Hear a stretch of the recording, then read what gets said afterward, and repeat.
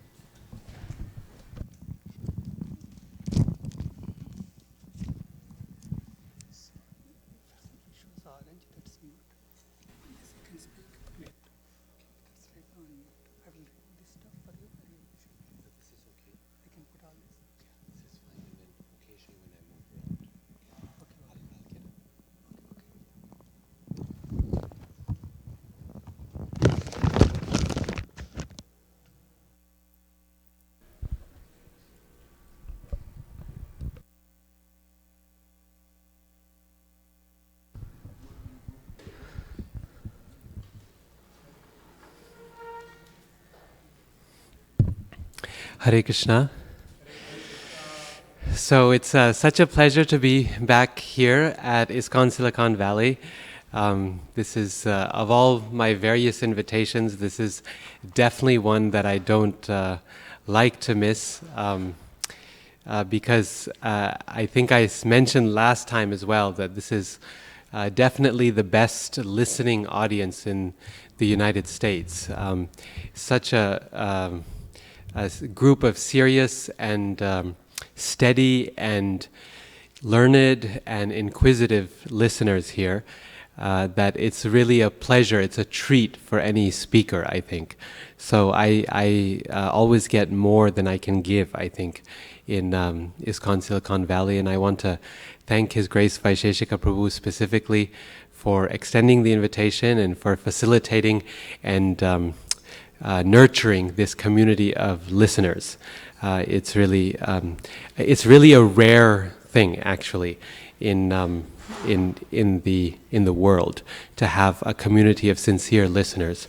It's a difficult skill to have, and it's a very great asset for a person to have, and people think of it as the easiest thing in the world. You just have to sit there, right? There's nothing much you got to do when you listen. But in fact, it's one of the most difficult skills to cultivate. It really is. It's at least as difficult as the other services that we do, even though they sometimes look more complicated, but listening is actually a very challenging skill. I know this from my experience because I teach university students, and it's very often that we have to do a whole song and dance in order to get them to listen, and even then sometimes it doesn't work. So it's again a great privilege to have a community of good listeners. So we can begin with the Mangala-charana prayers. Om Ajnanatimirandhasya Jnananjanashalakaya Chakshurunmilitam Jena Tasmai Shri Gurave Namaha. Shri Chaitanya Manobhishtam Sthapitam Jena Bhutale Swayam Rupa Kada Mahyam Dadati Swapadantikam. Vandeham Shri Guru Shri Yuta Padakamalam Shri Gurun Vaishnavamscha Shri Rupam Sagrajatam Sahagana Raghunathanvitam Tam Sajivam Sadvaitam Savadhutam Parijana Sahitam Krishna Chaitanya Devam Shri Radha Krishna Padan Sahagana Lalita Shri Vishakhan Vitamscha.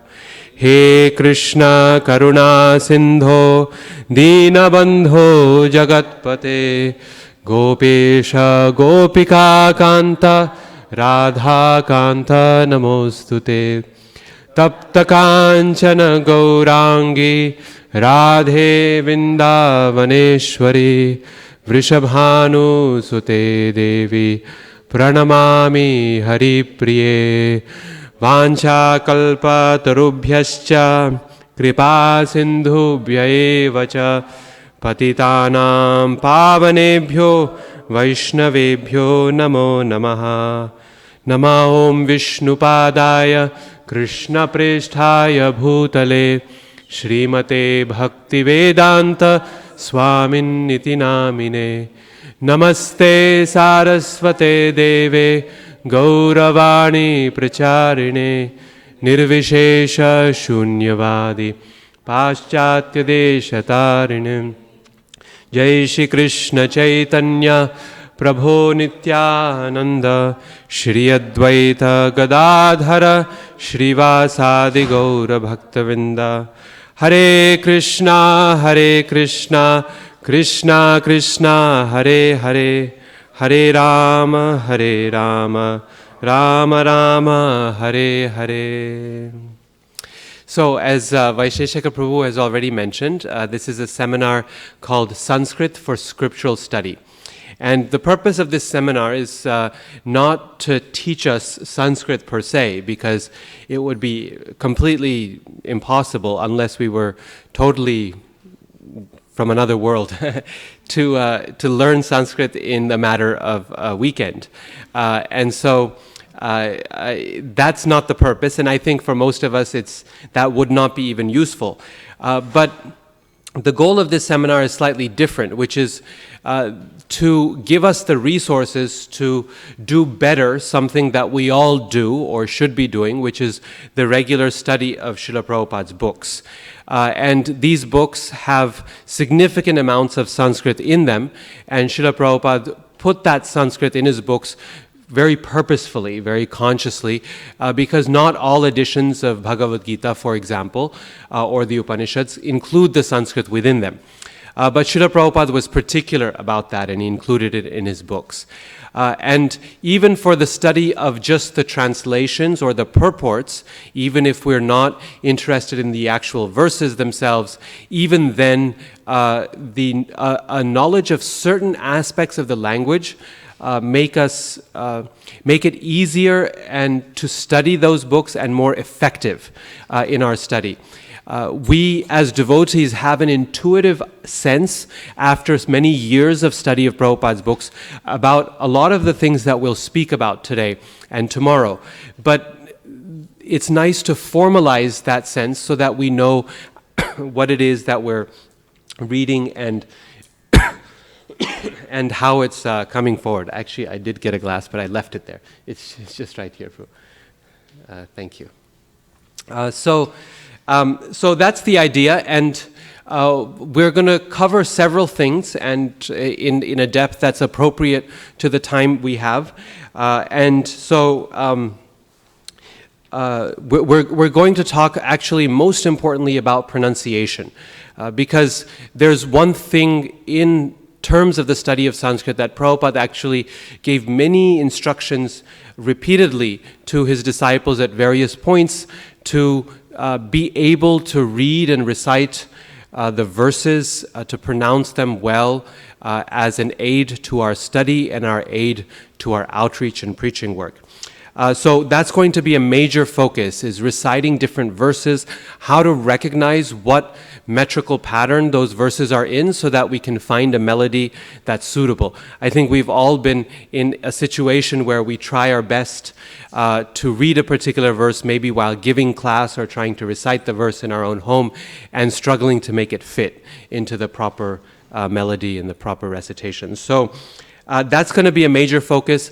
Perhaps if we have time, we will also look at the idea of samasas or compound words, because we encounter them a lot and they affect the meaning of what we're doing. We'll also talk a little bit about the structure of the language as well as the combination of different words together called sandhi. Now, how many people here have had some exposure to Sanskrit learning, maybe as children or as adults and at some point? Okay, so this is what I thought, is that generally if you're speaking to an audience of Indian background, then there's some exposure to the Sanskrit language. So some of the more kind of elementary aspects of the pronunciation we can leave behind or go over just very quickly for the sake of completeness, and then focus on things that are of greater use and interest to you. At the same time, this is kind of a vast area of knowledge, as you can imagine. And so if there are specific areas that you have questions about or you find challenging in your own study, then please don't hesitate to ask at the appropriate time during the seminar, because I'm happy to go into it in further detail.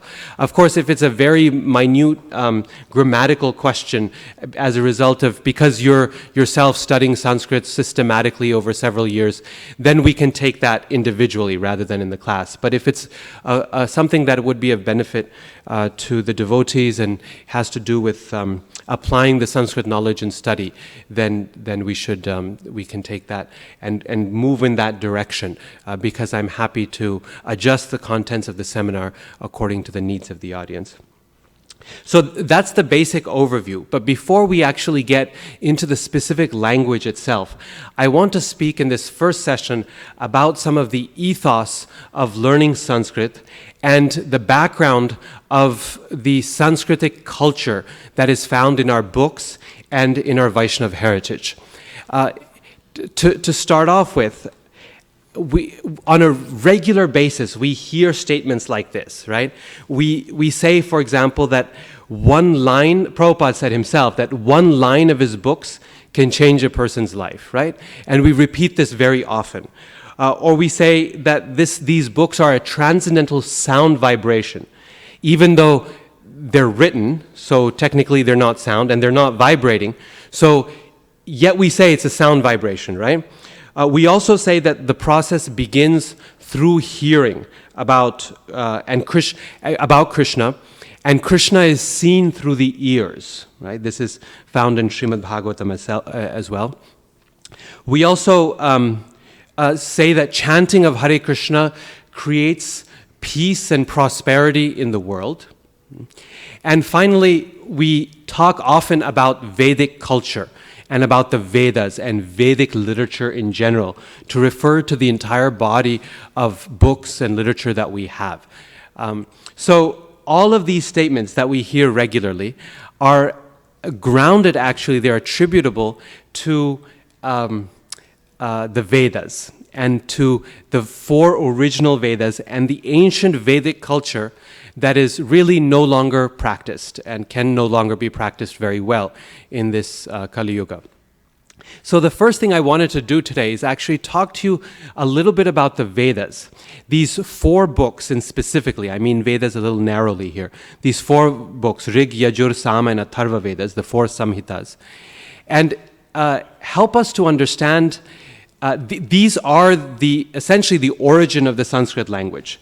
The first recorded use of Sanskrit in history, in time, is in these 4 books of the Vedas, right? These are ancient works, and both scholars and devotees agree that they are the oldest written records of the Sanskrit language. So any study of Sanskrit should begin with an appreciation for the Vedas. But this is especially useful because we speak a lot about the Vedas and Vedic culture and the glories of Vedic culture, and yet we have, I think, not often a full understanding of what makes that Vedic culture so great as a culture of learning, right? As a culture of knowledge.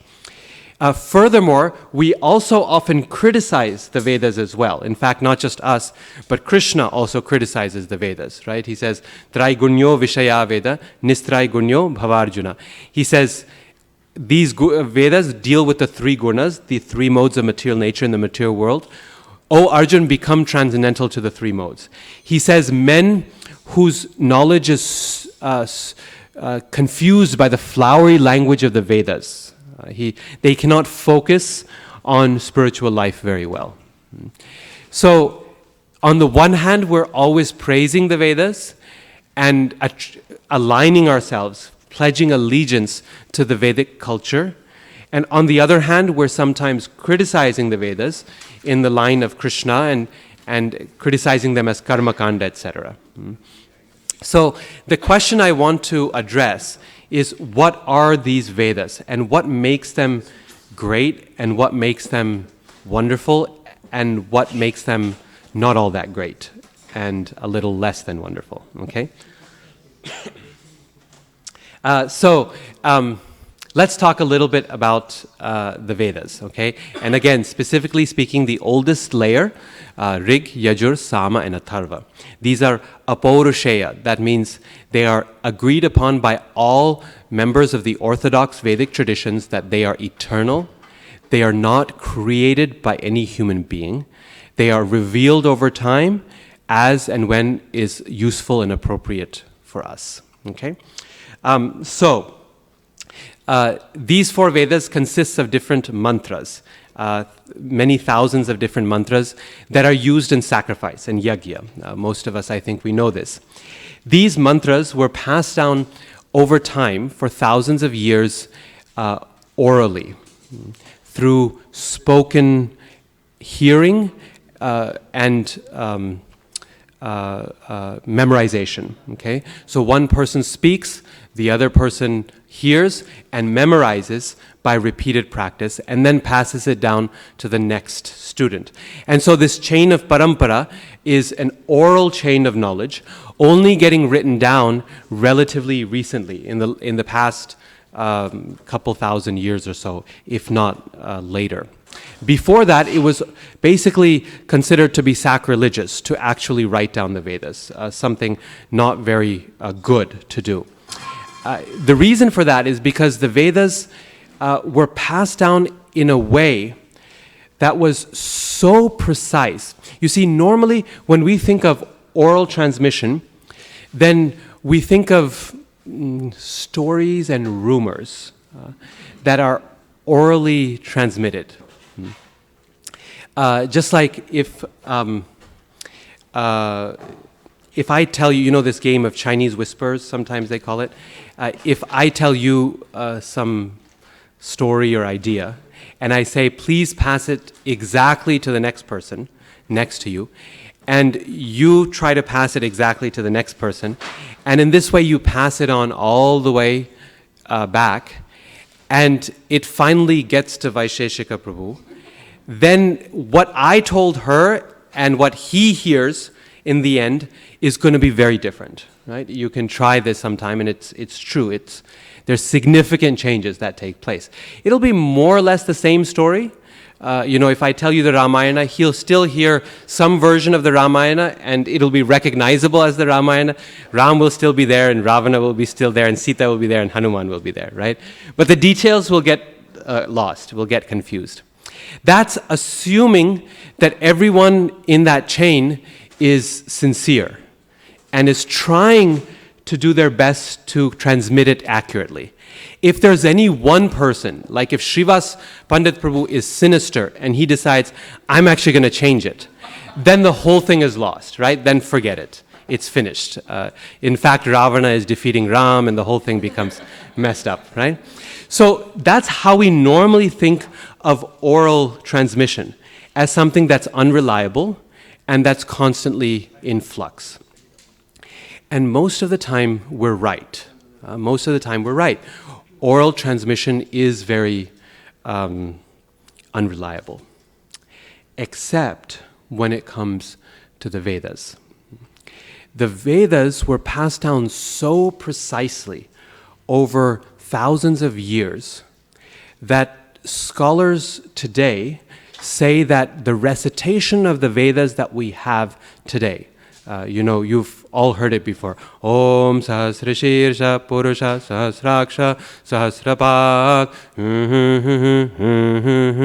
That recitation that we have is the closest thing we have to a 3,000-year-old tape recording, right?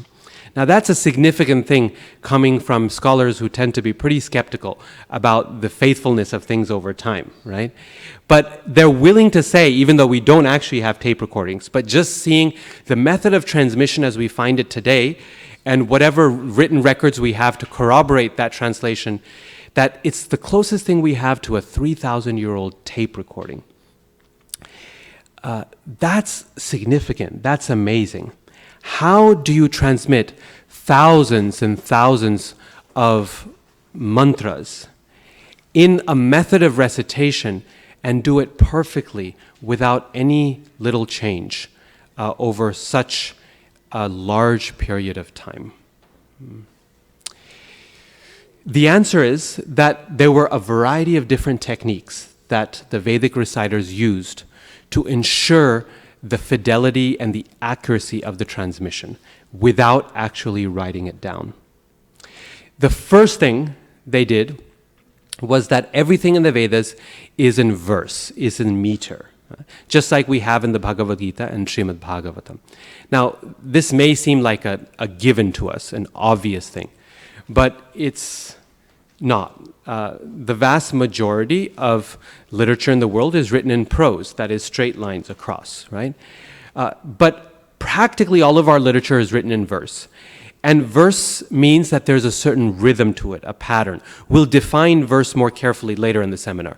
But there's a certain rhythm or pattern which you use to recite it.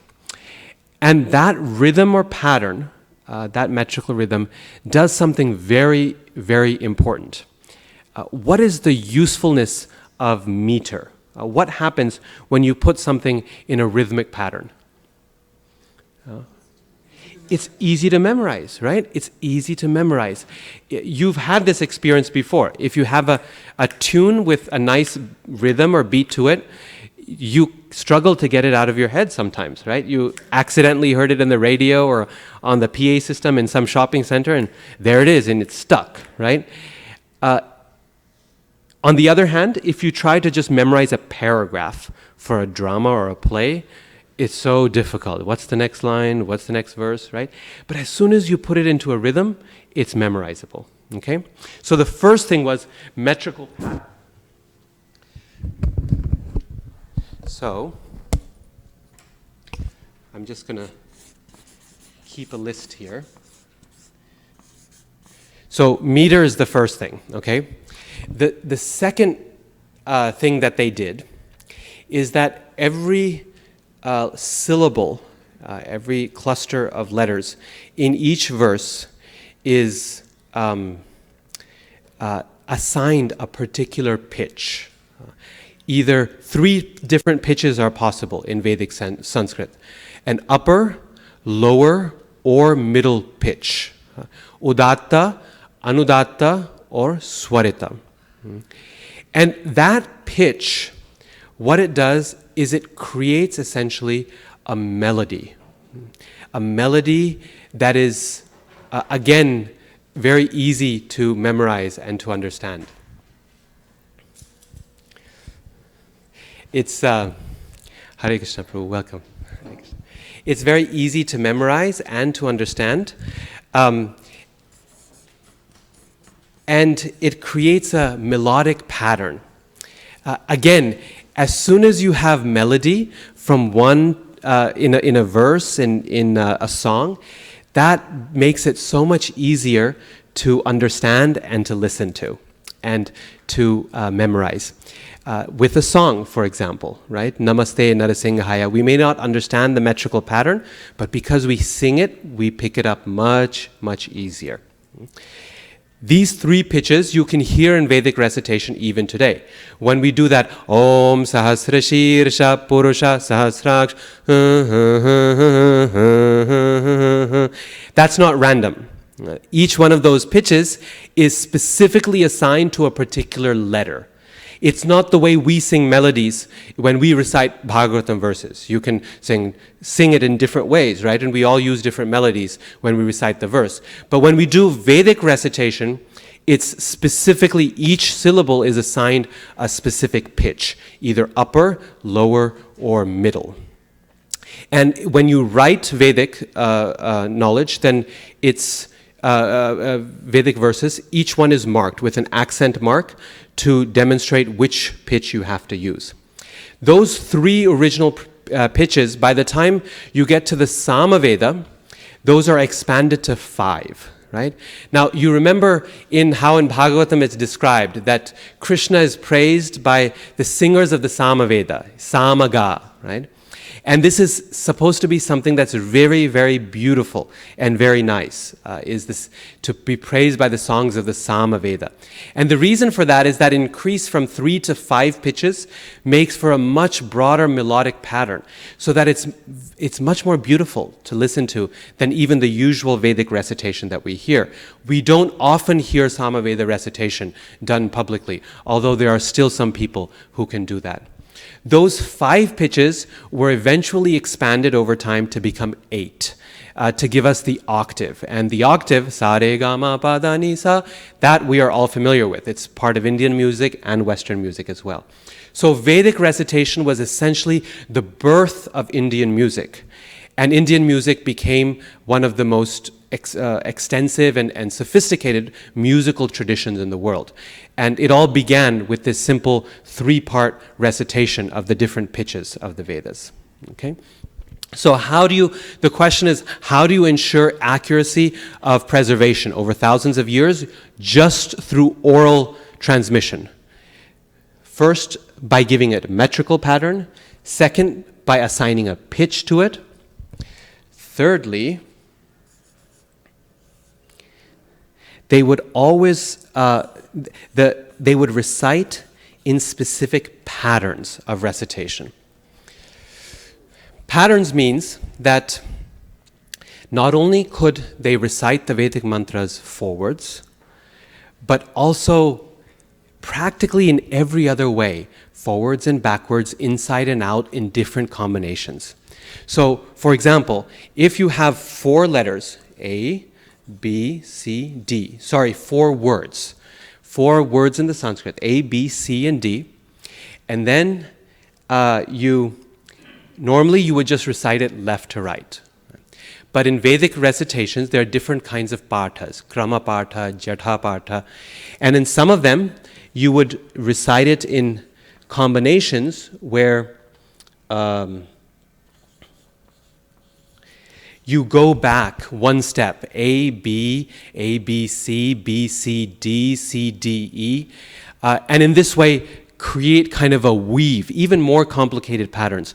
Create a weave of the words so that you literally know the work forward and backwards, inside and out. Just like that famous line from Hamlet, to be or not to be, that is the question.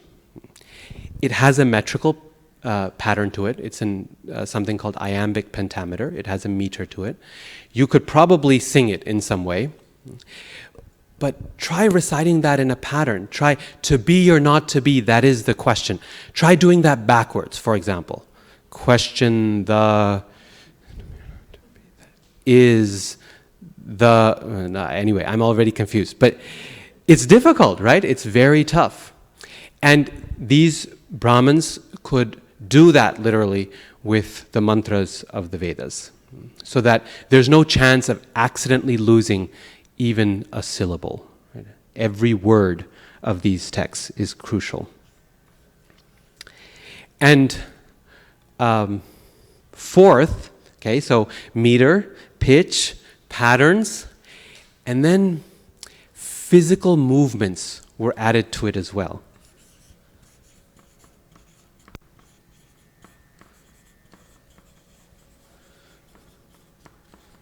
So especially when the teacher is teaching the student how to recite and teaching the specific Vedic mantras, he will teach the student to move the head and the hands in a particular direction to match the various pitches to aid in memorization, right? So moving the head, Om Sahasra Shirsha Purusha Sahasraksha Sahasrapat, like that. So that when you're actually doing it, may I touch you? Okay. Om Sahasra Shirsha Purusha Sahasraksha. So what that does is it creates a physical dimension to the memory, a physical dimension. Now, that's crucial. That's very powerful because physical memory runs deeper than intellectual memory only. Think about this, right? You memorize a verse, you don't use it for a while, you struggle to remember it again, you forget it. But what if you park your car at the airport, go to India for 3 months, never drive a car there, come back 3 months later, and you get into your car? Do you worry that you have forgotten how to drive it? No. What if you spend a year without riding a bike? The next time you get on a bike, do you worry that you may not know how to ride it? No. Even if it's a clutch or a manual which you haven't driven for years, even then you get there and you know what to do, right? Our physical memory runs deeper than our brain memory, right? Than our intellectual memory. And so by adding a physical dimension to the recitation of the Vedas, it creates a memory that is much deeper and you're less likely to forget what you have learned. The final thing that they did to ensure the accuracy of the oral transmission is to recite in groups, together. Now, you can occasionally recite Vedas on your own, in your own home. But whenever possible, the Brahmins used to get together in groups to recite. And so effective this is, because if you've done all of this work and you've studied and read for all these years and you've memorized everything, if one person gets one syllable wrong, everyone knows, right? Everyone's going to turn and go, what is this Brahmin doing here? Non-qualified, get him out, right? So the group activity, the group pressure is crucial to doing that kind of thing, right? Maybe another heat wave announcement or something. We arrived on the flight, we landed, and the flight attendant said, you can now use your mobile phones. So everyone turned on their mobile phones, and the whole plane was going beep, beep, beep, beep, including the flight attendants, and she was on the PA system. So the whole plane was going, it sounded like an emergency, but it was the heat alert for San Jose, so. Anyway, so the group recitation. Now, here's one aside, right? That these systems were so effective that they preserved for thousands of years an oral transmission so accurately that scholars can say that we have a 3,000-year-old tape recording today. If they're so effective back then, they're still effective now. And so when we're, for example, learning verses, memorizing verses, if we can use as many of these different techniques available to us, there's a greater chance that those verses will stick in our memory and we'll keep them for a long time, right? So, for example, understanding the metrical pattern of the verse and reciting it with a real sense of rhythm. A lot of the verses we memorize, you can tap dance to those verses. They've got such a clear metrical pattern. Feeling that metrical pattern in you as you recite it aids in the process of memorization. Similarly, singing those verses rather than just speaking them in a monotone helps to memorize as well. The patterns one, I don't know, frankly, whether we can do Sarva Dharman Parityaja backwards or not, but maybe a little too much for our times. Physical movements, again, studies have shown that memory is much stronger if we memorize the same thing in different contexts and different places. So if you always memorize your verses in one place in your house, you're less likely to remember it when you're outside of that one place. But if you practice that verse in your living room, and then in your car, and then in the temple room, and then in a preaching program that you've gone to outside, that verse is going to be much more accessible because the brain essentially has created multiple pathways to that same object, multiple pathways that are location driven. And so physical movement, where we are physically located, the space that we're in affects our memory very much. And this is also true in the reverse. If you're really struggling to remember something, like I don't know, where you put your keys or anything like that, or even a little fact of information, go back to the place where you last remembered it. And you're likely to access that information much faster, okay? And finally, verses happen they come to us much easier if we learn them as a group, if we recite them as a group. I think most of us, for example, have never actually sat down and memorized Namaste Narasimhaya Prahladala, right? It's just something that by the time you've come to the temple for the 10th time, you just know, right? It's one of the fastest and easiest verses things to learn. The drawback of that also is that you also pick up and maintain a lot of the mispronunciations that you hear as well. So the oral transmission is good so long as the person or the community that's reciting it is doing it accurately, and then you're likely to learn it as well. But sometimes that gets messed up. But group recitation is always, or even with 2 or 3 people, is going to aid in memorization. Okay. So using these five techniques, the Vedas were passed down so precisely over so many centuries, millennia, with no change whatsoever. In fact, they were passed down more precisely than writing ever could. Sometimes we think of writing as a stable means of transmission, and oral transmission, as we've already discussed, as an unstable, unreliable means. But writing, in fact, is very, very unstable. And this form of memorization is more stable than writing itself. Here's why. If you think of the time before the printing press and before copy machines, how would you acquire a written book? If you wanted a copy of Srimad Bhagavatam, how would you get it?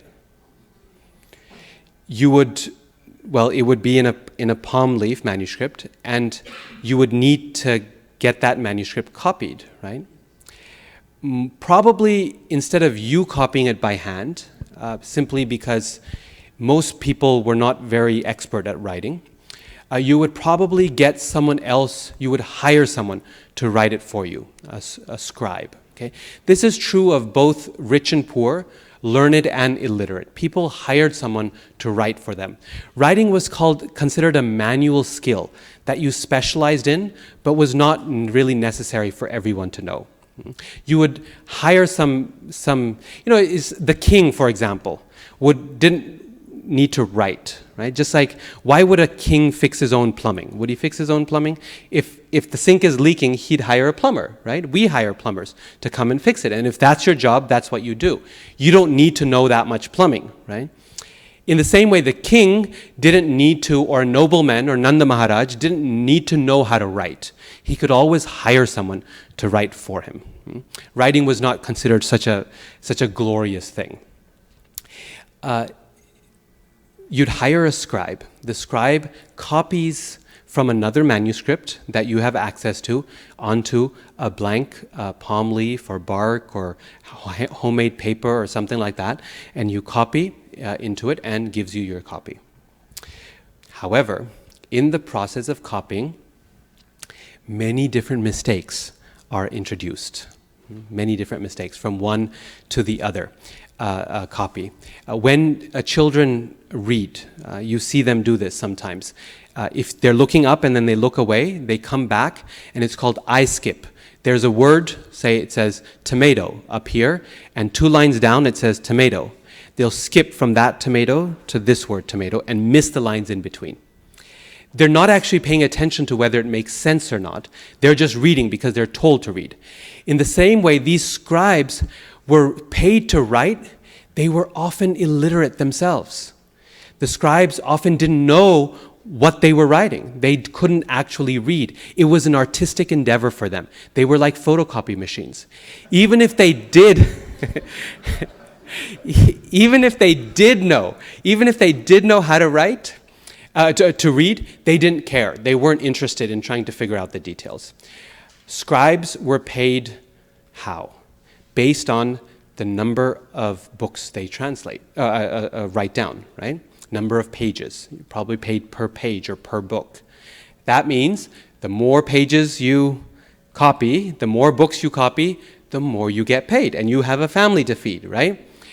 And so that means the faster you do it, the more money you make, right? It's like taxi drivers. The faster you drive, the more rides you get, and so on. So they're doing as fast as they can. That means with speed comes greater chances of accidents happening and them missing words, missing lines, making mistakes. They finish it up, give it to you. By the time you discover those missed lines or something is wrong or it doesn't make sense, they're already gone. You paid them and they've gone, right? So the point is that many, many mistakes were introduced in this way. When I was working on the Sandarbhas of Jiva Goswami, part of my task was to create a critical edition of one of the Sandarbhas. A critical edition means an edition that takes the different manuscripts, handwritten texts out there, and compares them to see what the differences are and tries to reconstruct what the original is. Most of the differences you can easily identify as mistakes. It's not difficult. There's some cases where you have to take an educated guess. But as I was doing that, I was comparing maybe 4 or 5 different manuscripts. And pretty soon it became very clear that 2 of those manuscripts went together because one of them was directly copied from the other. Here's why. One of those manuscripts used to do something very odd. It would go on with the text, and then occasionally it would jump back to something I had already read and repeat a few words, and then get back to the right place and continue. And I didn't know why that repetition was happening until I looked to see this other manuscript and realized that this is what was happening. This manuscript that he was copying from was written kind of like this, okay? Now apparently this scribe had difficulties writing in a straight line, which I had difficulties doing as well. Still have difficulties writing in a straight line, unless I have lined paper. How you become a scribe and can't write in a straight line, I don't know. This is supposed to be your job. But apparently this scribe couldn't. Maybe it was someone like me doing it homegrown, right? But here's what was happening. The other scribe would go like this, and copy down here, okay? Copy, get to the end of the line. His page wasn't finished, it was a little longer. He'd get to the end of the line, like this, and then go to the next line. This is the next, oh, sorry, this is the same line. And so he would copy some of it, then realize that it was the same line, and move to the next. Do this again, come back to the next line, start copying, go, oh, oops, this is the same line, and then move down to the third. And so at this marker, there was always some repetition. The only thing was he never bothered to scratch it out, or to cut it out, or to indicate in any way. And these are permanent, right? When you're writing likhati in Sanskrit, the word for writing, in Hindi also likhna. In Sanskrit, likhati is the word for writing, and it literally means to scratch. Because what you're doing is you're scratching into the surface of the palm leaf or the bark and creating a little scratch in which the ink then falls, it goes, right? So it's permanent. You can scratch on top of it, but there's no erasing it. And scratching on top was apparently too much time, and so he just left it. Many other problems can happen as well, besides I-skip and besides these types of things. But essentially what happens is if a person is not careful, over time the text can be changed in significant ways. This is why writing has never been as reliable as we think it is. We think, oh, if you want to remember, you have to write it down. But historically speaking, writing, different versions of the Vedas were introduced after they started to be written down, not before. The Vedic oral transmission was so perfect, orally speaking, it's when people decided that they couldn't memorize it anymore because Kali Yuga memories get shorter and shorter. You start to write it down and you start to get different recensions or different versions of the Vedas. And that creates differences. Now, just to allay any fears, I should tell you that some texts are more susceptible to this than others. And with Bhagavad Gita and Srimad Bhagavatam, which are our 2 main scriptures, their manuscript tradition is incredibly stable. I think in my Glories of Srimad Bhagavatam seminar, I mentioned this already, that with Bhagavatam you find very, very few alterations and changes, despite the fact that it's being passed down for many, many centuries. Okay? So we don't have to worry too much that you can find some slight variations in Bhagavad Gita as well, but they're nothing major. Just like even when Srila Prabhupada, right, he recites this verse, Janma karma chame divyam, and then what does he say? Yo janati tatvataha, right? And if you read the verse in the books, it says, Evam Yo veti tatvatha, right? And Prabhupada says, Yo janati tat. Now, veti and janati are synonyms in Sanskrit. Both know to know. One who knows me in truth. So there's nothing lost there. But there's an example. And in fact, when the acharyas write their commentaries on Bhagavatam or Gita, part of their task is to let the reader know the variant readings that are present. So if they know that some manuscripts use this word instead of that word, Mukti pade sadaya bhak rather than bhakti pade sadaya bhak, they will let the reader know that this alteration, this variation is present, right? So what I mean to say is that this is not a scandalous piece of information I'm giving you. The acharyas are very comfortable with this idea that human error can introduce various changes, especially within written tradition.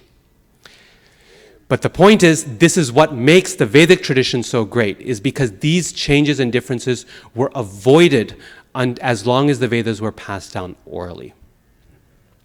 The takeaway point is that we should not we underestimate the power of oral recitation and oral learning. We come from a tradition, from a history, from an oral culture. This is Vedic culture. This is our heritage as Vaishnavas, is we have a line of learning that is oral in nature.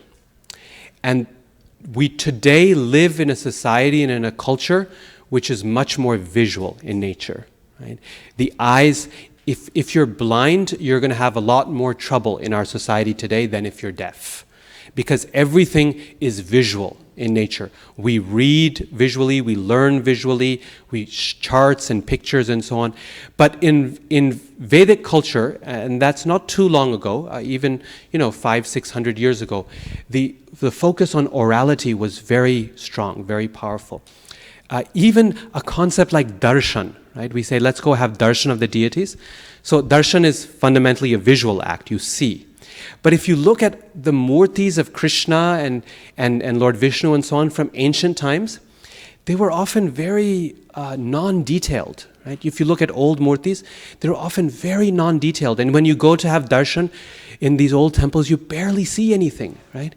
And yet for the devotees, it was as powerful of a darshan experience as we have today, with our murtis that are much more in detail carved. The reason is that not because they were any less good at carving. I mean, the evidence shows that the artistry back then was even better than it is today when they wanted to do it. But the reality is that for most people, it did not matter. You really did have darshan of the Lord through your ears more than through your eyes, right? The culture is very much an oral culture. And this is why we say that it's a transcendental sound vibration. Even though these books are still now written down, we still stick to this idea of sound vibration, because that is where it's essentially at, is it's an oral culture. In this seminar, we're not going to be talking about writing in Sanskrit at all, the script. Even though today people think of Devanagari, those nice letters with the line on top, they think of it as Sanskrit. That's what Sanskrit is, to be able to read that. But that script, I don't know if you realize, is actually very recent. It's not very old. I mean, comparatively speaking. It's only a few hundred years old, Devanagari script. It's not ancient. There are much more ancient scripts that are there, like Brahmi, for example, during Ashoka's time, 2,000 years ago. But the point is, the script has always been changing. Every part of India writes Sanskrit literature in their own script. Bengalis write it in Bengali script, and Telugu people write it in Telugu script, and Tamil people write it in Tamil script. Everyone does it on their own. So there's nothing particularly sacred about the letters as they are written, about the orthography. It's the sounds that are powerful, right? When we say that Sanskrit is a Deva Varnis, the language of the demigods, that's referring to the sound vibration, not to the actual orthography or the letters. And therefore, writing Sanskrit in Roman letters, in Latin letters, like we do, A, B, C, D, E, like that, is perfectly legitimate, right? There's nothing sacrilegious, there's nothing weak about reading Sanskrit in those letters, because people have been doing that, using their own native scripts for Sanskrit for centuries. The key is just to pronounce it well, because it's all in the sound vibration. Now, the final question I want to raise in regard to the Vedas is why? Why were they doing this incredible feat to memorize everything so precisely so that it's transmitted perfectly over thousands of years? Why go through this effort? To do this kind of task with thousands of mantras, it's not easy. and it used to take someone a lifetime to learn. This is why a whole class of people, namely the Brahmins, spent their whole life doing just this. Okay? And every Brahmin was expected to memorize one of the Vedas. If by chance they were able to memorize 2, then they received the title Dvivedi, right? Or Trivedi. Or in India, you can even find people with last names Chaturvedi, right? And they don't even know what Veda is, but their last name is Chaturvedi, right? Or Trivedi, right? So it was a tough job to do. Why? Why waste, in quotation marks, the energies of a whole class of people to memorize all of this stuff, right? Precisely. The reason for it is that with the Vedas, something particular is happening. It's not just what the Vedas mean that give them their power. It's what the actual sound of the Vedas, the mantras, in their precise lettering, which gives them their power. Essentially, the Vedas create a spiritual technology that allows these mantras to change the world around us through the proper recitation of sound. These mantras are what scholars call effective speech or effective language. You see, there's different kinds of language. There's descriptive language, like if I say, oh, it's a very warm day outside. My words don't actually make it a warm day. It's just a description of what's actually the case outside. But occasionally, speech will have the power to change something in the world, to affect something in the world. So, suppose, for example, you're in a courtroom and you're the accused party and it's time for sentencing, and the judge stands there and he says, I sentence you to 6 months in prison. Boom, boom, right? Now, those words, I sentence you to 6 months in prison, have just changed your life, right? That's effective speech. It has the power to change something in the world. But effective speech, in order to happen, requires a very specific set of circumstances.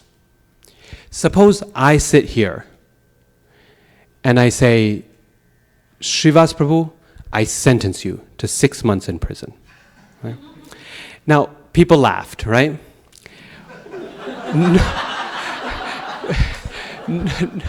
No one got upset. Now, why not? Why didn't that change anything in the world? You're still sitting here free. Why?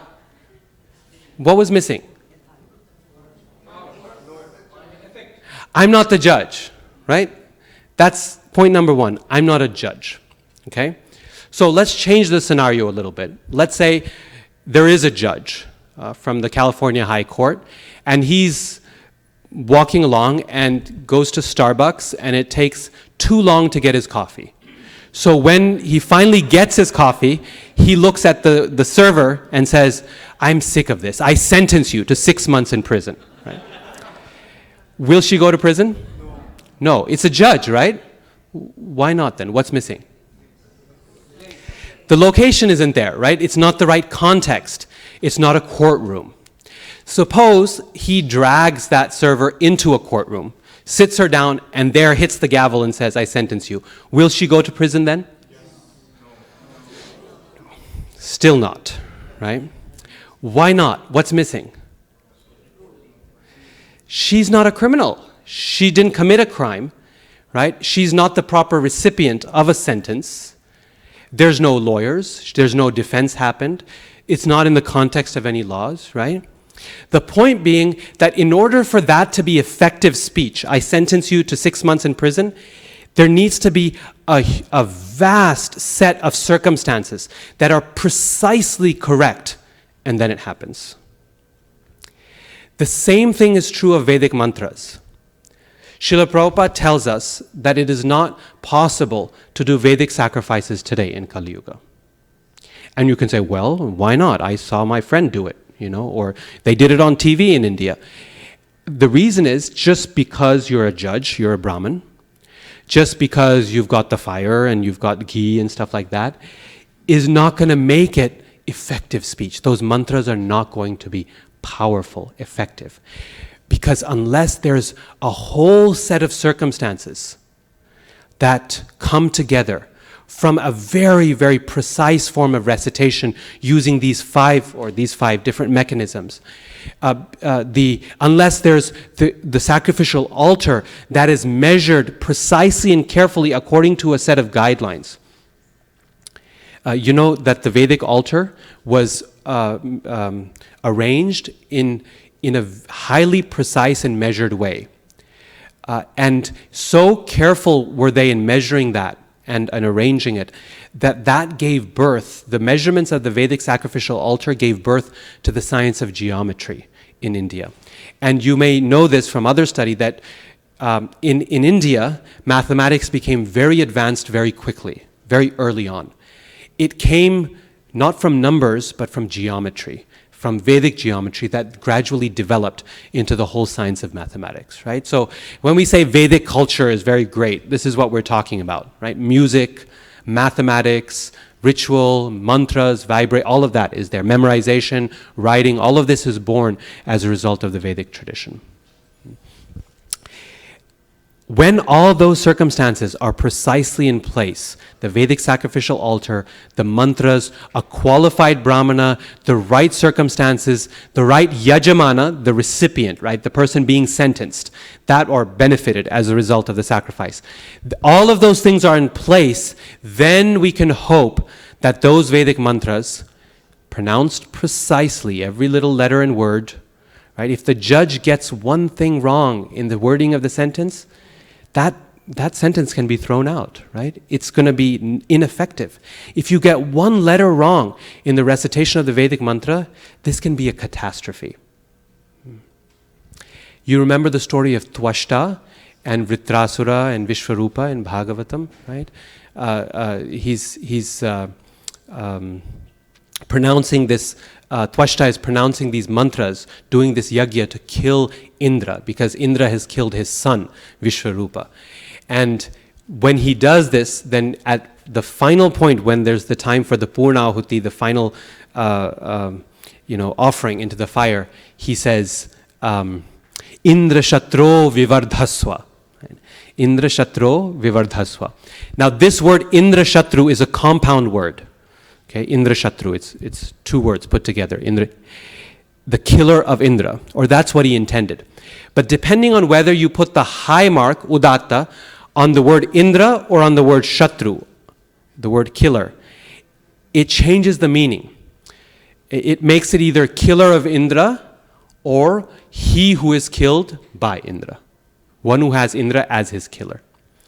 And I don't remember which is which, and this is why I never do Vedic sacrifices, because you'd get the wrong result. But one of them gives killer of Indra, he did the opposite. He did, "Oh, you who will be killed by Indra, arise from the fire." And so we got this fearsome, dangerous-looking demon with copper red eyes and red hair and all of this, who had a heart of a devotee and so soft, and finally tells Indra and says, "Look, you're supposed to kill me. Please kill me. Get this done with. I want to go back to Godhead, and you can go on with your material life." And because this was the prediction, right? This was the prediction. So that's the Vedic chanting. So powerful and so dangerous, right? So dangerous. Now, in this context, you can understand that when Chaitanya Mahaprabhu says, "Namna makari bahudha nija sarva shaktis tatrarpita niyamita smarane nakalaha," why that is such a powerful and major, significant statement, right? When he says that in the chanting of Krishna's holy names, there is no worry about time or place or the quality of the speaker or the quality of the hearer or any of that. It doesn't matter whether you're a Brahman or a Shudra, a man or a woman, or clean, pure or impure. You can chant Krishna's holy names and it will be effective. Think of that. That means that you are giving the power to say you are sentenced to 6 months in prison and removing the necessity of having a judge, a courtroom, lawyers, and the law, anything, right? You're giving the power of effective speech to anyone and everyone. Why? Because it's Krishna's holy names. And therefore, the normal rules that apply to mantra chanting do not matter. Thank God for that, right? If we had the situation of that tvashta, right, where if you put the accent on a Hare instead of Krishna, right, you might go to the spiritual world or to hell.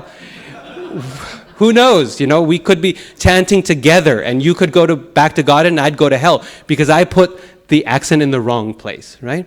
So Krishna is very kind in that he gets rid of that. But you can imagine why in Mahaprabhu's time this was such a controversial thing, right? We know in Navadvip, when this whole Chandkazi incident happened, it wasn't just the Muslims complaining about the chanting, right? It was the Hindus, the Brahmins complaining, saying he is polluting Krishna's name. He is polluting the Vedic mantras. Are Krishna's names, are they not greater than the Vedic mantras? Yes? So if the Vedic mantras require all of this, then how can you chant Krishna's name like this? Are you not committing a great offense? Are you not doing something dangerous? Are you not polluting it? Their argument was a very legitimate one from the Vedic standpoint, right? And this is why this is such a radical step that Mahaprabhu and other Vaishnava acharyas do. The story of Ramanujacharya also, when he gets up on the top of the temple tower and tells everyone, Om Namo Narayanaya, right? It's a radical step. And he is threatened with hell as a result of taking that step. And this is why, right? This is why. The effectivity, you have the same effectiveness, if not greater effectiveness, than the Vedic mantras, and yet you're getting rid of all the controlling mechanisms and the things that allow it to be limited in its power, right? If judges were not limited in their power by context, they could terrorize the world, right? But they're limited, right? In certain circumstances is only when they can exercise their power. We get the ability to exercise this great power of the Mahamantra anywhere and everywhere, right? Anywhere and everywhere. And this is why it is with this background then that Srila Prabhupada, when he says, just one line of my books can change a person's life. And one might look at that and wonder, well, how, right? What if the line you read is, thus ends the Bhaktivedanta purports of the sixth? Is that going to change your life? You might be skeptical, right? But in this context, you understand why. Because it's effective speech, the power of the mantra. Essentially what Prabhupada is saying, that every line of his books is basically mantra. Just like the verses themselves, but also now the English and the purports is mantra. And therefore, in contact with mantra, that's effective speech. Your life will be changed. Because we've removed all the controlling features on it, and now each line becomes effective, like that judge offering a sentence. It can change someone's life when you read it. Okay? So this is the context, this is the background. Prabhupada's statement that one line can change your books is not merely a statement of confidence in the quality of the books. It's something that has a long heritage in powerful sound vibration going all the way back to the Vedic times. Okay? So we could speak more about the Vedas and things like that, but I want to pause at this point and see if you have any questions that deal particularly with this Vedic heritage and tradition. Vaisheshika Prabhu?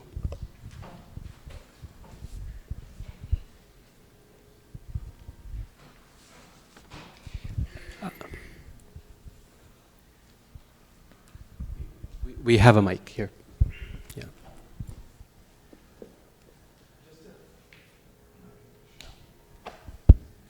In the context of effective speech, and you were mentioning how much the entire scene has to be set for that to be effective. How is it that we find throughout the Bhagavad that sages walk around seemingly, sometimes indiscriminately, cursing people. In fact, it seems curses seem to be the main catalyst for anything happening in the Bhagavatam. How are they so effective, and what is the context of their effective speech?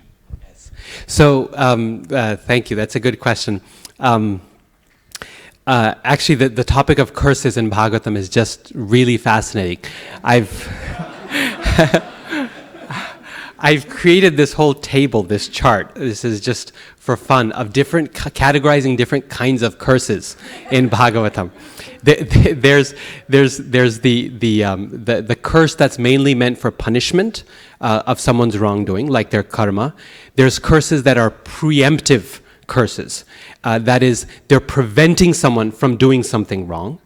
There are some curses that are merely predictive curses.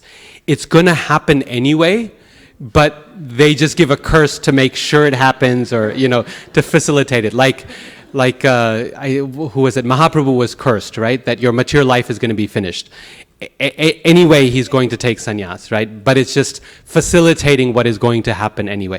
So anyway, there's something like 4 or 5 different categories of curses, and then different reasons they happen, the different types of recipients that you find them, and so on. So it's a really fun topic, actually, curses. But back to the question, which is the effectiveness.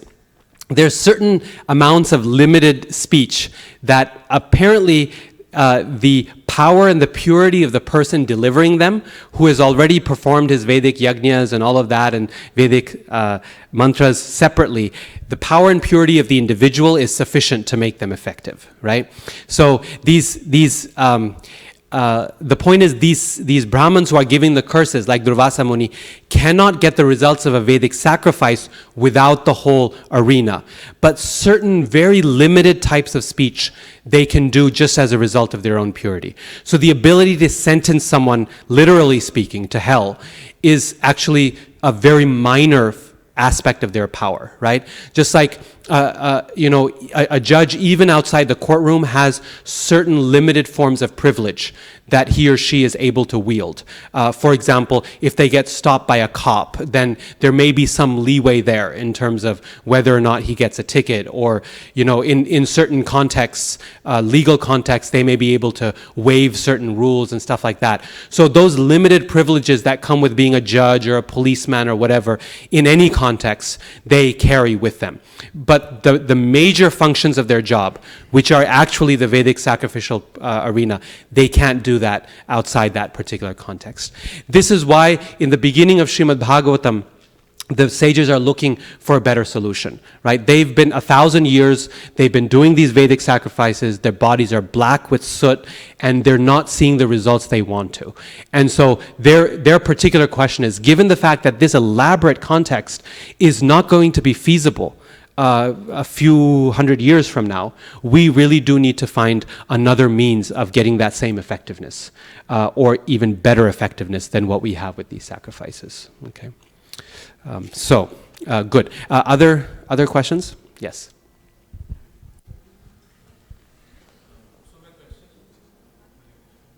It's on. Hare Krishna.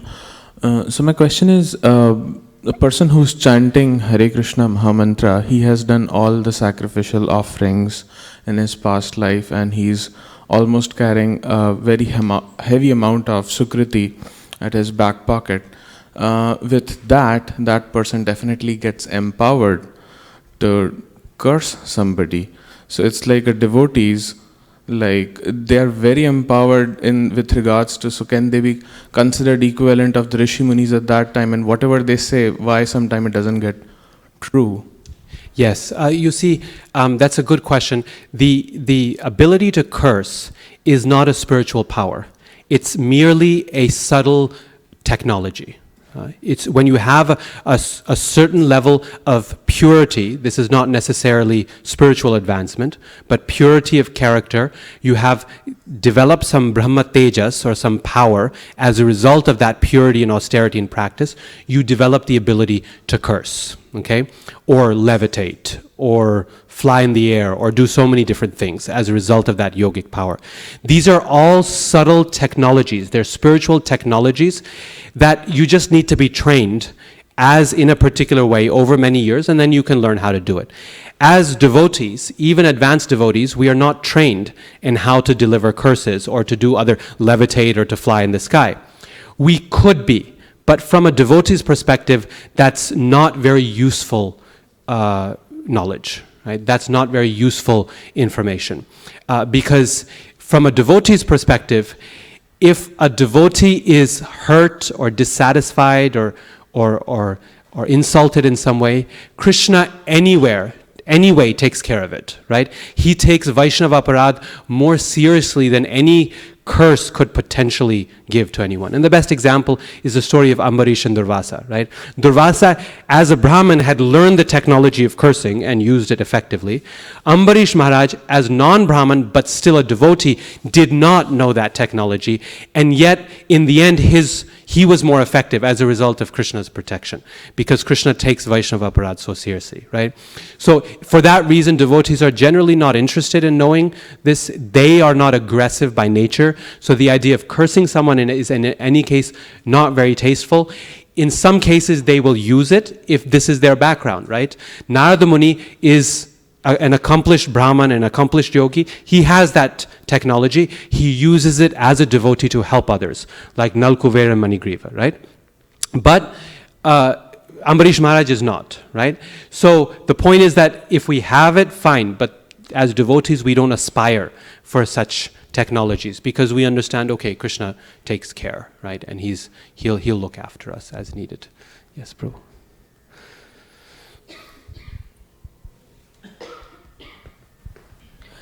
Hari Bol, Prabhuji.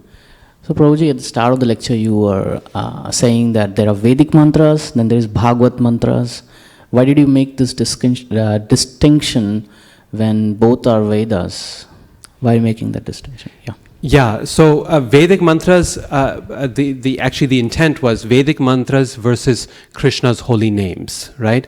So the point is that the Bhagavata's mantras, the Gita's mantras are just as effective as the Vedic mantras, except they are the contextual, the circumstantial aspects of it are removed, right? You don't need all the setup and the technology in order to get their effectiveness, because they're essentially Krishna Katha, they're Krishna Nam, right?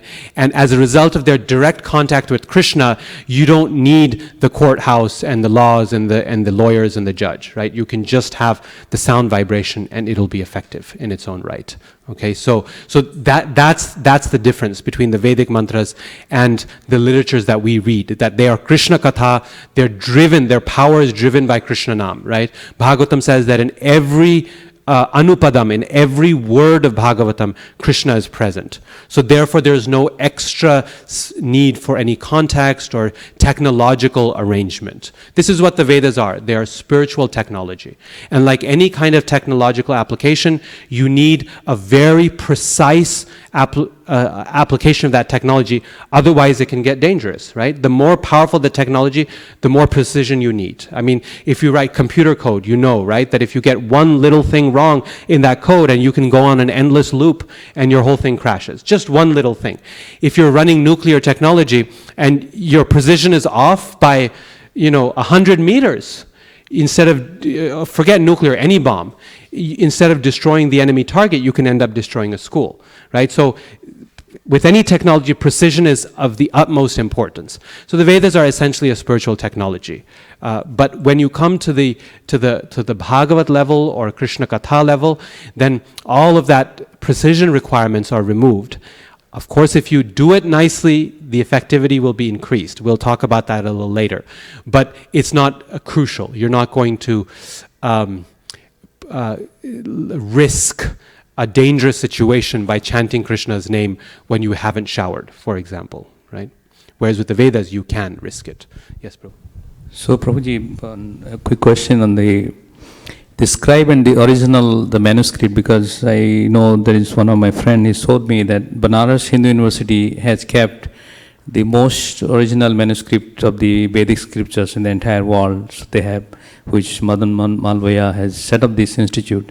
So is there a way that if there is any error, let's say there could be 100 copies. So there is the original one, we can still validate if there is a disagreement between multiple copies. So there is always going back to the original at least to revalidate that there is the accuracy of the particular scriptures or verses.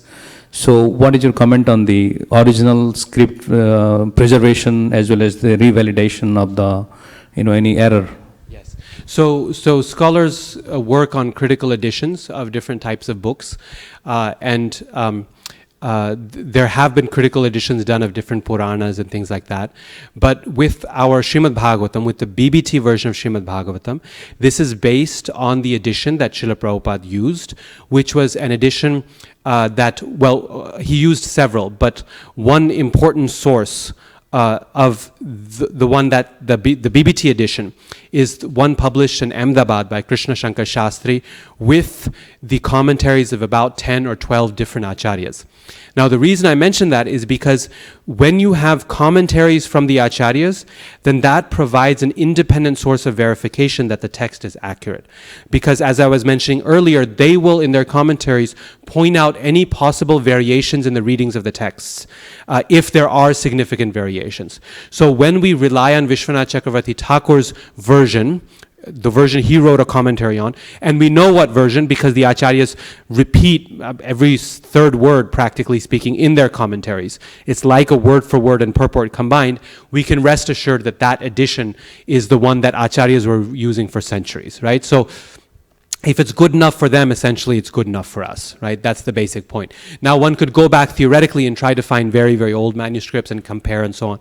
And there has been a critical edition done of Bhagavatam, but in terms of, I've read the critical edition side by side, not all of it, but good chunks of it, side by side with the BBT edition, and the differences are negligible. They're very, very little and almost never affect the meaning at all, right? So that Krishna Shankar Shastri's edition with the multiple acharyas commentaries is actually, for most scholars, regard that as a more reliable text than even the critical edition, because the critical edition has been reconstructed by contemporary scholars, whereas the Krishna Shankar Shastri's edition is the one that has been accepted by acharyas starting from Sridhar Swami at the earliest, so 13th century all the way down now. So we can be very confident about the quality of the text of the BBT edition.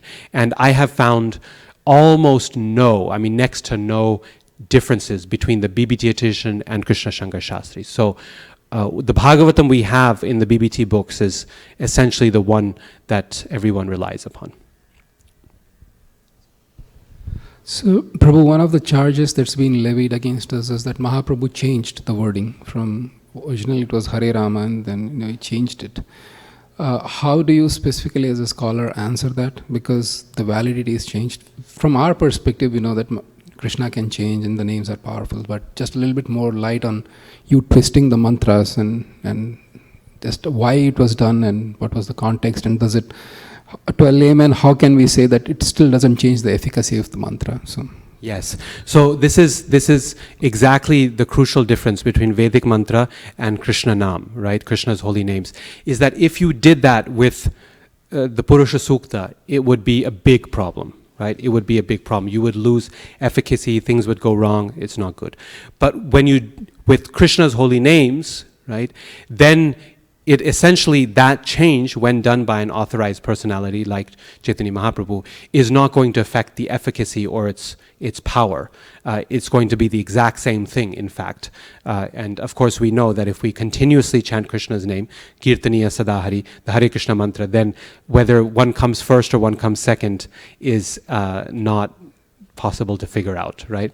So from Mahaprabhu's perspective, who is doing Kirtaniya Sadahari and the Mahamantra is rotating 24/7 within his heart, then which line is first and which line is second in a circle is going to be irrelevant, right? But that is an example of the difference between the Vedic mantras and Krishna's holy names. Yes.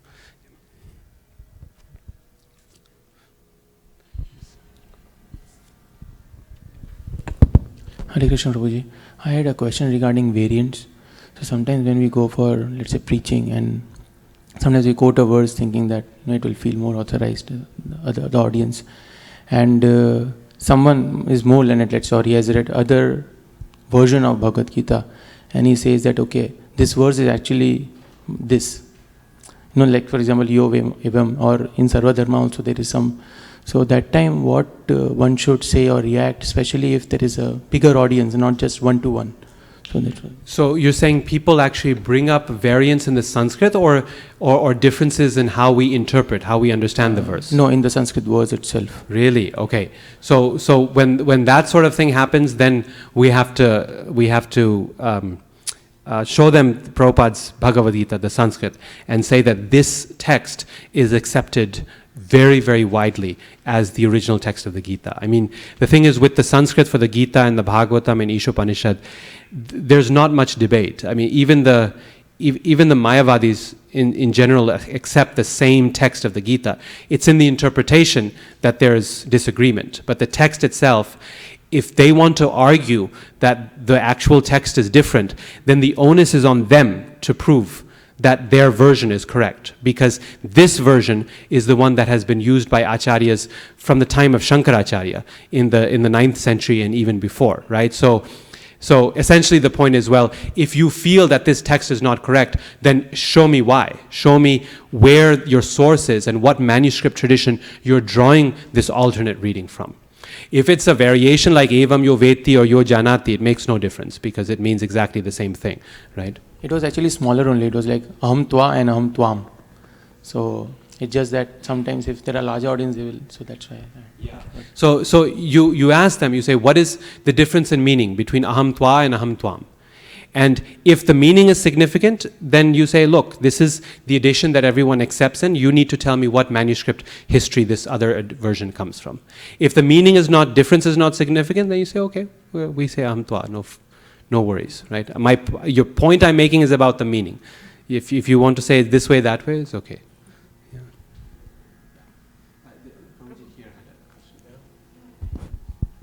Yeah. Actually, thank you for asking the question. I wanted to ask that question. Srivas Pandit Prabhu. We were discussing some time ago, isn't Hare Ram, like if we start from Hare Ram, it's a Gayatri mantra, so to make it eligible for common people to recite it, Mahaprabhu reversed it. Is that true? Yes, so that's one of the explanations also, that it wasn't available for everyone to recite and therefore Mahaprabhu switched it and now everyone can recite the verse.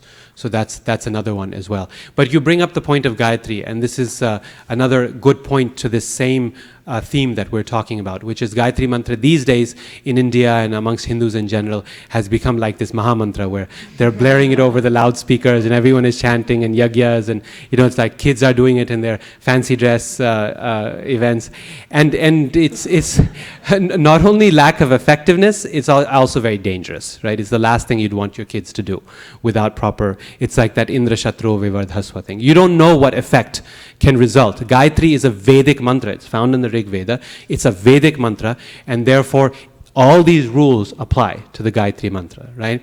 So this is why we only receive Gayatri mantra after a certain point in our practice.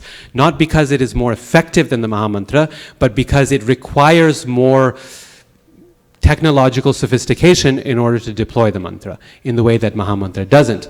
And therefore, if one is not interested or feeling capable, or life circumstances are such that it's unlikely that one will be able to chant that mantra properly in the proper state of purity, etc., then there's no real need for Gayatri Diksha, right? It's only for specific applications.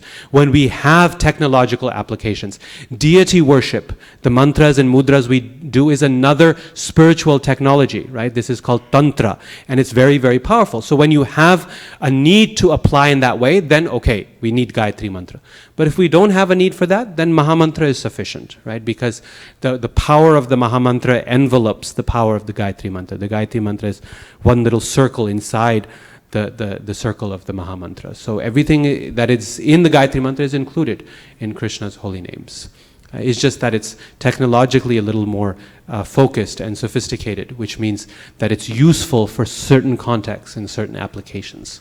And that's why we give it when devotees need to do particular services, like deity worship, for example. Otherwise, not necessary so much. One point from this. So, regarding the Hare Krishna Mahamantra, which is, I think, Gaura Prabhu and Srivas Pandit Prabhu, it's basically Chaitanya Mahaprabhu didn't change anything. the original mantra is starting with Hare Krishna. Lately, somebody just pointed out the Chaitanya Mahaprabhu changed the original. They changed the original to the old one, Hare Rama, and they complain that Chaitanya Mahaprabhu changed it. But if you see that Lord Chaitanya didn't change anything, that was even Narayan Maharaj and many others has given their commentary on the actual Mahamantra, who changed it. Actually, Lord Chaitanya didn't touch it. It was the actual, Hare Krishna is the actual one, which is found in the Vedas. So that's the ultimate defense. He didn't change it at all. And the essential point is you've got Krishna's holy names, right? So niyamita smarane ne kahala. That's the main point. You chant this part first or this part first. But we do as Mahaprabhu has taught us, Hare Krishna first. Okay. A lot of hands are there. Did you have a follow-up to this, or was it a separate question? Oh, okay.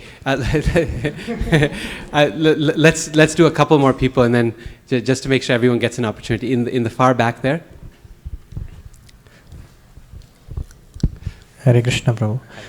So after hearing about the Vedic mantras, I have this question that, so if precision is so important, like in the time, place, circumstances, then aren't we discounting the spirit or the bhava with which we do the activity in Vedic mantras? For example, in like Hare Krishna Mahamantra, it appears that time, place and circumstances don't have a role to play, but then the bhava or the spirit does.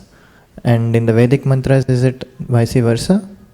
Yes, exactly. In the Vedic mantras, the bhava is very little important. It's practically unimportant as to what mood or what reason you're doing it. I mean, think about Tvashta, right? His bhava was, let me kill Indra.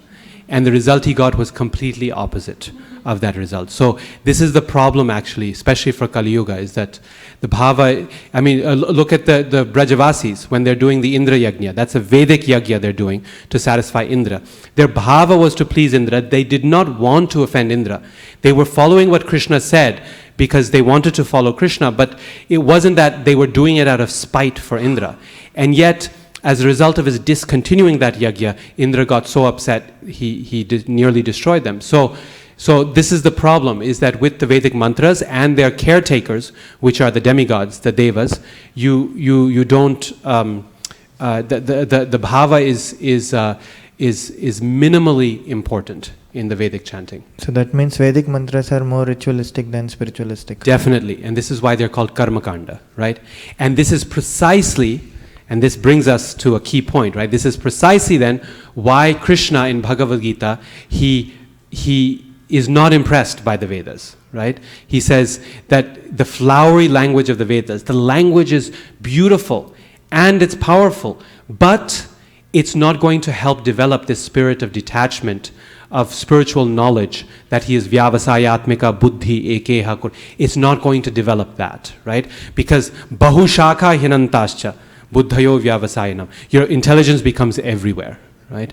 The purity of your buddhi is not a consideration in the Vedic mantras. You can be a very materialistic, expert Vedic chanter, right?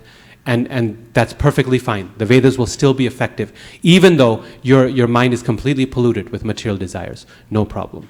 Right? So when we hire Brahmins to do particular rituals, it's okay, as long as they know how to chant everything properly. Doesn't matter who they are, they can do it, right? But you're not going to get spiritual advancement as a result of that Kar Puja or whatever.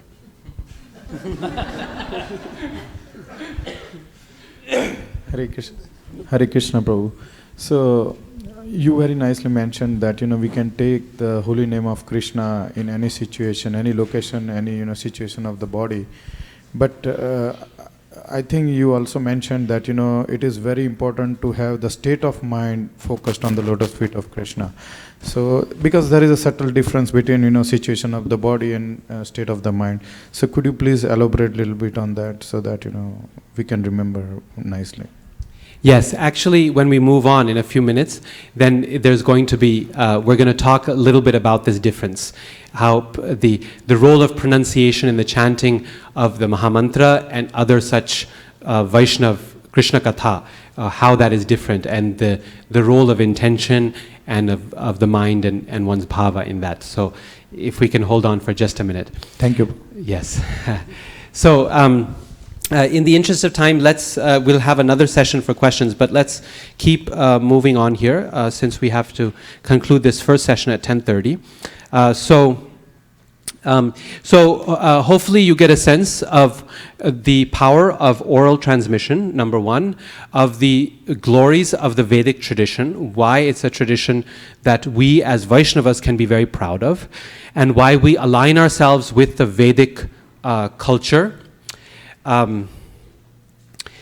There's one little last point that I wanted to make in this regard, and that is the actual sacrificial arena.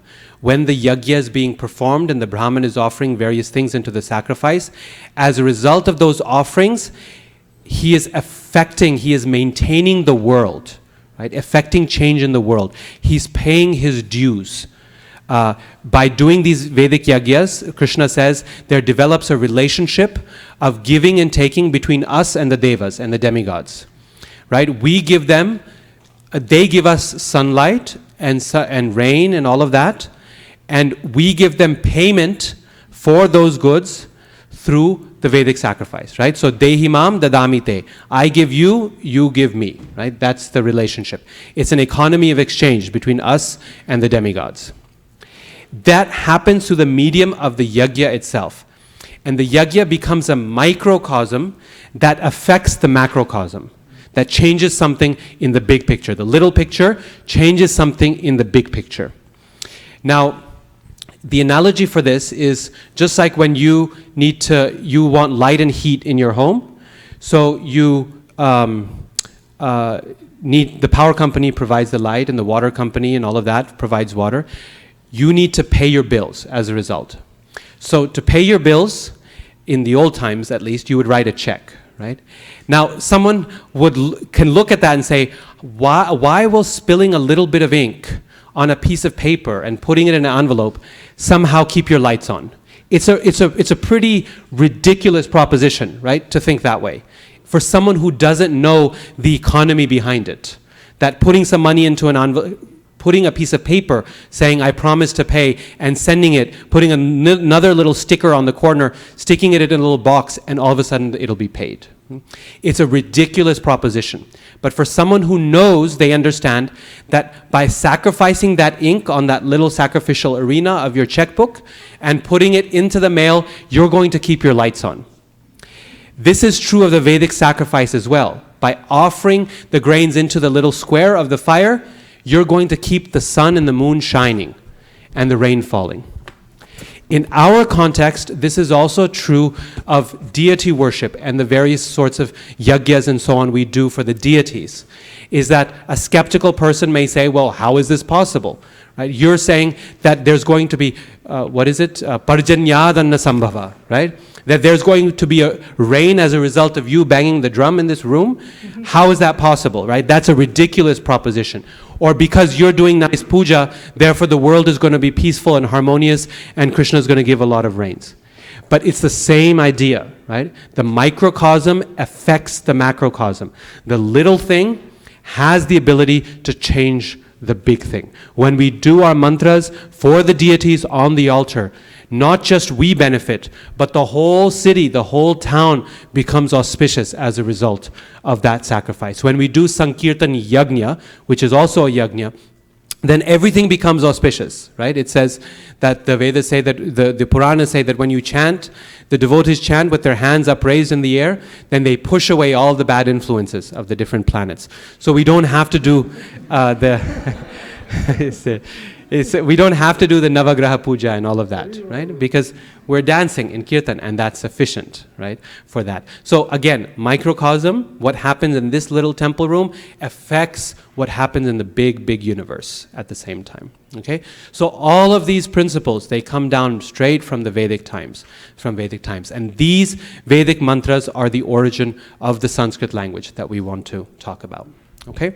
So that background I wanted to give you. Like I said, it's not specifically related to being able to learn the language, but I think it helps us appreciate some of the ancient origins and the glories of the tradition that we align ourselves with. When we say this is Vedic culture, then this is what we can be proud of, okay, when we speak of that.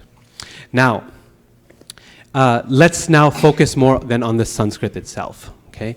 Sanskrit is called Devavarni, the language of the demigods, and it's we regard as the mother of all languages because it's an ancient language that is apaurushaya. It's not created by human beings, because the Vedas are apaurushaya, not created by human beings, and the Vedas are written in Sanskrit. Scholars today won't go that far, but they agree that Sanskrit is the largest family of languages in the world is the Indo-European family of languages, okay? And the Indo-European family of languages includes Sanskrit and all the North Indian languages, so Hindi, Gujarati, Punjabi, Marathi, all of that. That's one branch, the current North Indian languages, but that family also includes most of the European languages, so Greek and Latin and all the languages that have descended from Greek and Latin. So German and French and Spanish and Italian and Russian and Ukrainian and all of those languages. There's two exceptions, Hungarian and Finnish, I think, are not part of this family of languages. It also includes the languages of ancient Persia, the Iranian languages. So Persian or Farsi is also an Indo-European language. So of all of this family of languages, the oldest, the eldest sister, scholars would say, we say the mother, they say oldest sister, but kind of the same thing, yeah? So the oldest sister of all of these is the Sanskrit language, and it preserves the Indo-European language family group in its purest form. A lot of the features of Sanskrit were present in all of these other languages, but they were lost over time. Sanskrit has preserved those ancient features even to this day. Okay, so it's a very, very fine and advanced and powerful language. It's also very closely related to all these other languages, and you can trace them. If you know some of the vocabulary, you can trace the etymology literally across the world. Some of the words that are best preserved in change over time are words related to family relationships. So one that we know intuitively is the word matar in Sanskrit, which becomes mata. We say mataji, right? So mata or matar is the root word in Sanskrit is mater, and that is the same as the English mother, and in Spanish it's madre, and in German is Mutter, and like that, and so forth. Same thing with father, is Pitter, right, which in Spanish is padre, right, Pitter, padre, and P and F transition very easily. So you father, pater to father is very easy transition. But also non-family names transition also quite a lot. So the word vid, to know, as in to know, to see something, that type of knowing, to really insight. That is vid, and that's where the word Veda comes from. But it's also the origin of our word video, right?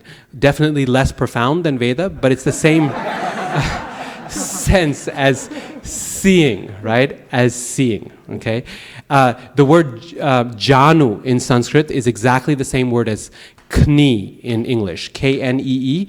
The J becomes a K, and N stays an N, and the vowels are very flexible. So Janu and Ni, or Kni, as we actually write it, is the same word. Same thing with Jñā.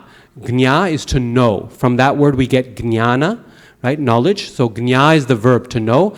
Turn the J into a K, and the N stays an N, and the vowels are flexible. So Jñā is the same word as Kno, or know, in the English language. The K we say is silent, but we still preserve it when we actually write it down. Again and again, there's endless examples of such transitions of words across vast swaths of the world. And so we are really one language group, one family of languages. And when we say Sanskrit is the mother of languages, this is true not just for the Indians in the room, but for people of every race and nationality, practically speaking, from Europe to Asia, to Persia, and through South Asia as well. There are exceptions to this with other language family groups, but just broadly speaking, the Indo-European family of languages is the largest. Okay. Now, Sanskrit study as Devavarni is part of our tradition. Practically everything we know is written in Sanskrit before a certain time period. It's all Sanskrit literature. Our acharyas, by and large, wrote in the Sanskrit language, despite the fact that other languages were available to them. And this is something significant because the 6 Goswamis of Vrindavan were writing at a time when all the other great writers were switching to vernacular languages. They were switching to their local languages 500 years ago. Like Bengali, for example. Chaitanya Charitamrita written approximately the same time in Bengali. So people were doing that. They were writing in their local languages. This was a major shift happening 500 years ago. And yet the 6 Goswamis insisted on writing everything they wrote in Sanskrit. Because there's a certain authority and a lineage that comes from writing in Devavarni, in the language of the demigods. Okay? Now,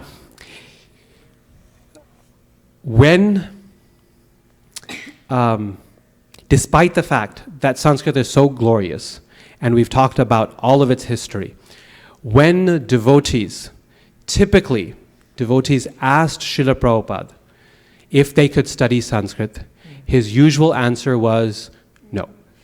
Right? He discouraged them. If not no, it was, well, why? Why? Why did he discourage in that way? In other words, before we talk about the reasons to learn what I'm going to teach you, the first thing I want to ask you to think about is why should you not learn Sanskrit? Why should you not have anything to do with this seminar? Why? Some thoughts or possibilities. Tell me.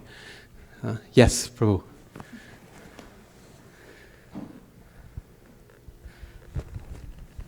There's a phenomenon called Utsahan Mayi, that early zeal that's described by Vishwanath Chakravarti Thakur in the Madhurya Kadambini. You learn a little scale on the piano and suddenly you think you're a concert pianist. So Prabhupada noted that little Sanskrit learning is dangerous because so many learn a little, they have the propensity, they learn it, and then they think, well, what good is my guru? I know better. Why did he do it like this? Why not like that? Yes, exactly. As Alexander Pope said, little knowledge is a dangerous thing. And Prabhupada said that often as well. And so this is a big challenge, it's a big problem that we learn a little bit of Sanskrit and we think we just know it all. And people with that little bit of Sanskrit knowledge start looking through Prabhupada's books or other, and going, there's some mistake here, some problem here, and he didn't quite translate this verse right, and he didn't understand this point, and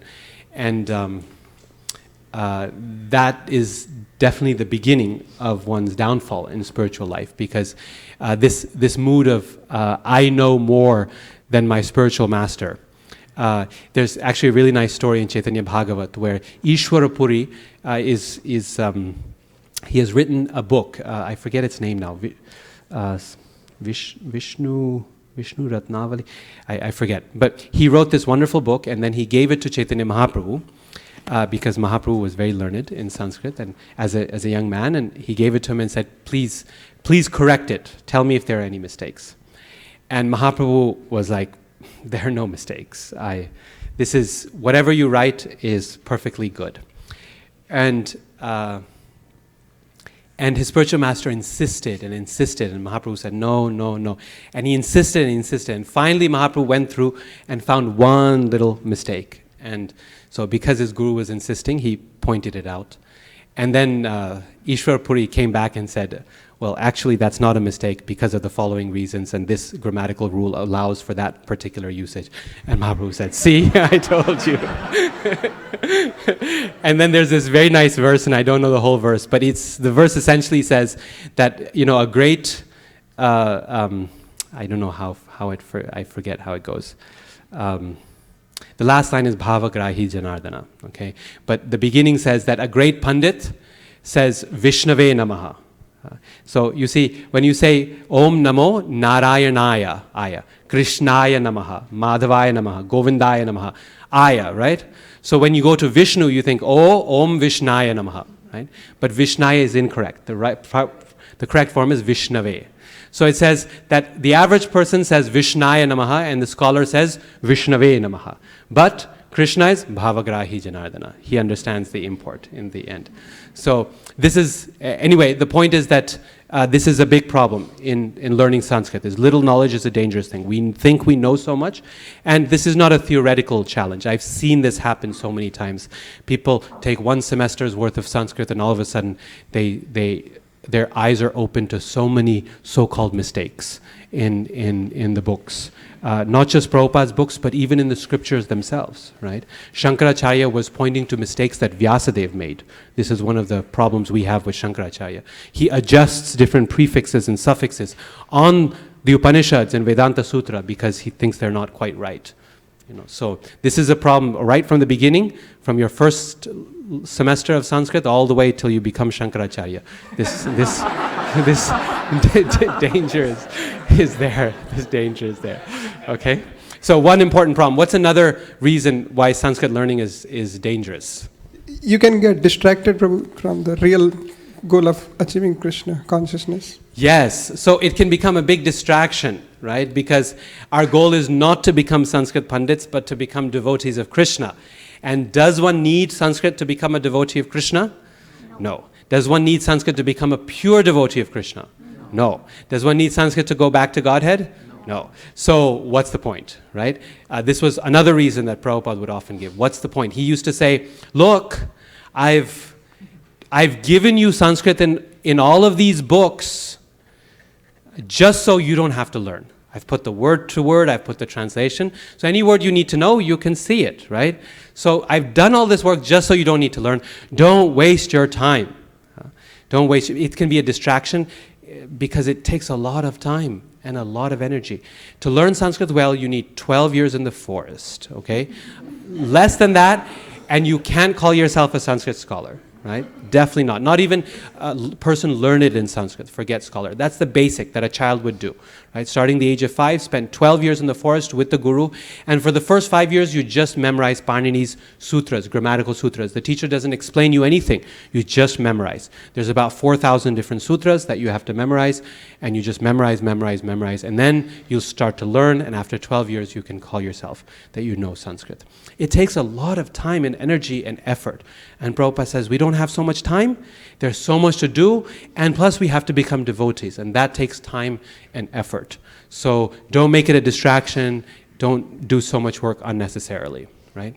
So little knowledge is a dangerous thing, it's too much time and distraction. Number 2, what else? Yes? Huh? So the same word in Sanskrit can have many different meanings. And if you don't know the exact meaning to use in what context, the entire meaning can change. Yes. So instead of clarifying things, learning Sanskrit can actually confuse us more. This is again a reality.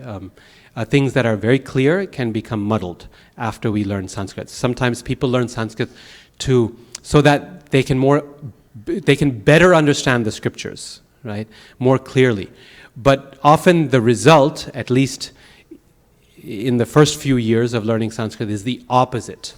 After learning Sanskrit, your understanding of the scriptures becomes worse because you become more confused as a result. Yes. Yes. So we can also see that when the history, like when his Srila Prabhupada's spiritual master Bhaktivedanta Swami Thakur told, he did not tell Prabhupada to preach in Sanskrit. He told that you preach the English, so it's relevant. It's more relevant to the people whom we are giving this message, that we tell in their language, not the language that we know. So yes, it's very much important that we, as Prabhupada always pointed out, utility is principle. So Yes, so we have to ask about its usefulness also. The fact that we can give a lecture in Sanskrit, is that really useful or not? And who is going to listen? Maybe for 5 minutes and be, oh, he's such a learned person, and then they'll walk out, right? Because who can understand? So utility, we have to ask ourselves, what is the real usefulness in this day and age when practically all this Sanskrit knowledge is no longer known in the world? Good. Yes, Prabhu. So also Prabhupada mentioned in Juhu one time that the Bhaktivedanta purport is sufficient enough to know. Even if you learn to know Sanskrit, you can learn for fun, but Bhaktivedanta purport is to realize and understand. and it can touch your heart. Yes, exactly. So Prabhupada said, I've done all this work, I've given the meanings here, now you don't have to make this effort. And specifically, he used to discourage devotees who are adults already from going through all that work. He said, I've done all this work, you just read the purports and that is sufficient. There's one more significant problem, and this is actually related to what Vaisheshika Prabhu was saying, is that Sanskrit knowledge can very quickly cultivate pride in a person, right? In my experience, there are very few things that make a person proud more effectively and quickly than learning Sanskrit. It's true. You can be the greatest engineer in the world and still be a humble devotee. But you learn a little bit of Sanskrit and all of a sudden you're superior to all the other devotees, right? I can't stand sitting in Bhagavatam class in the mornings because the speaker can't even recite the verse properly and I can't focus because all the words are mispronounced. Or what do they actually know? I should be the one giving the class. Or people won't speak like this, but it happens, right? You see that people learn a little bit of Sanskrit, they stop attending classes, for example, because no class is good for them anymore. Or the common devotees, the conversations are no longer fun because they don't know enough, etc., right? And this is it's a very quick rise in pride that happens with Sanskrit. There's good reason for this. Sanskrit is Deva Varni. It's the language of the demigods. It's very beautiful, powerful, elite stuff. This has been, this is coming down to us from great heights. And therefore, you come in contact with it, and you get a little bit of knowledge, and people develop a big sense of pride as well, right? So it's actually one of the biggest dangers. Being critical or offensive of the spiritual master is one of the manifestations of that pride. Being offensive towards other devotees is another manifestation of that pride. Not being able to then wholeheartedly study Prabhupada's books or participate in the path of bhakti even becomes another side effect of that pride. And Sanskrit is somehow very, very effective in cultivating that pride. So we have to be very careful in doing that. So for all these reasons, one should not learn Sanskrit, and I encourage anyone who wants to protect their spiritual life to leave the seminar at this point. You're welcome to go and survive and become pure devotees and go back to Godhead. So this is your chance. If you leave, you'll not be I'll not be offended. Bali Mardan Prabhu has already left.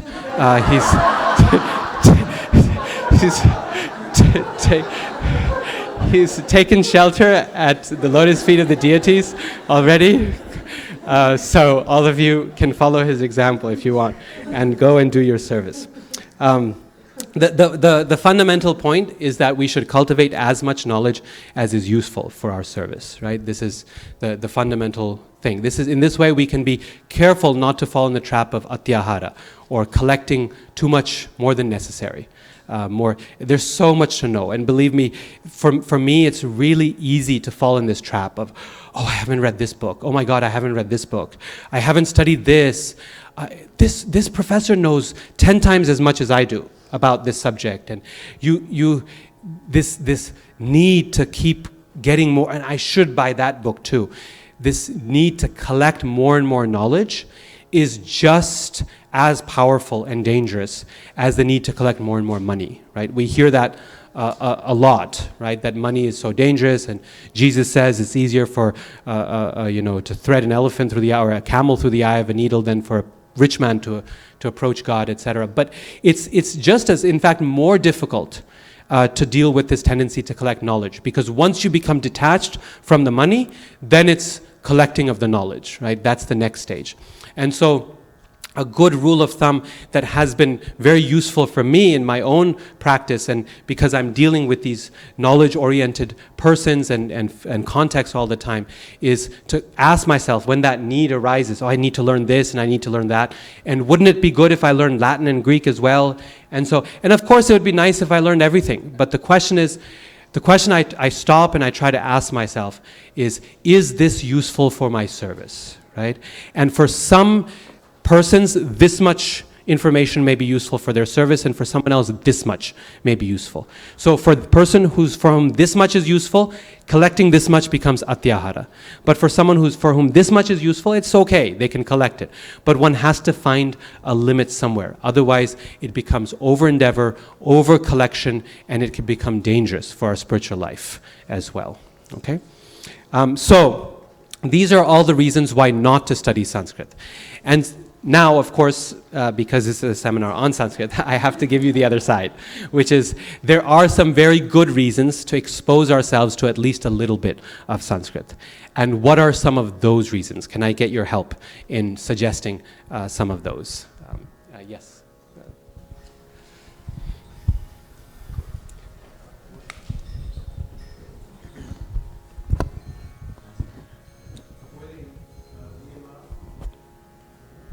Avoiding niyamagraha, just doing things without knowing, is noticeable when people, for instance, study the Hare Krishna mantra. They become enlivened to chant more. So when one understands what one's saying, it actually opens one's eyes, and I think, oh, this is actually nice. It's not just rote. Srila Prabhupada, he says that in every word there is a treasure house of meaning. He says, in every word there's a treasure house of meaning. And this is a reality. If you study these scriptures, you will find in each word there's so much depth and so much knowledge. Sometimes if you listen to Prabhupada's lectures, he'll begin with one word from the verse. He'll give a long lecture explaining, not too long, usually 40, 45 minutes. He gives a lecture explaining that word, and he'll come back at the end to that same word. And the whole lecture was just unpacking that one word or that one line from the verse. If you look at his purports, and sometimes you wonder, why is he making this point after this point? What's the sequence? What's the logic of the purport? And if you go back to the verse, you'll see that paragraph 1 is commenting on line 1 of the verse, paragraph 2 is commenting on line 2, etc., right? So unpacking, understanding the meaning of those words, and being able to unpack them, there's a treasure house of meaning there. And as we understand what the meaning is, our bhakti becomes less mechanical, right? Less niyamagraha, less mechanical. As devotees, we're asked to sing the Samsara Dava prayers, the Gurvashtaka, every morning to the spiritual master, right? But how much more powerful would that be if we understood and we meditated on every word as we were chanting?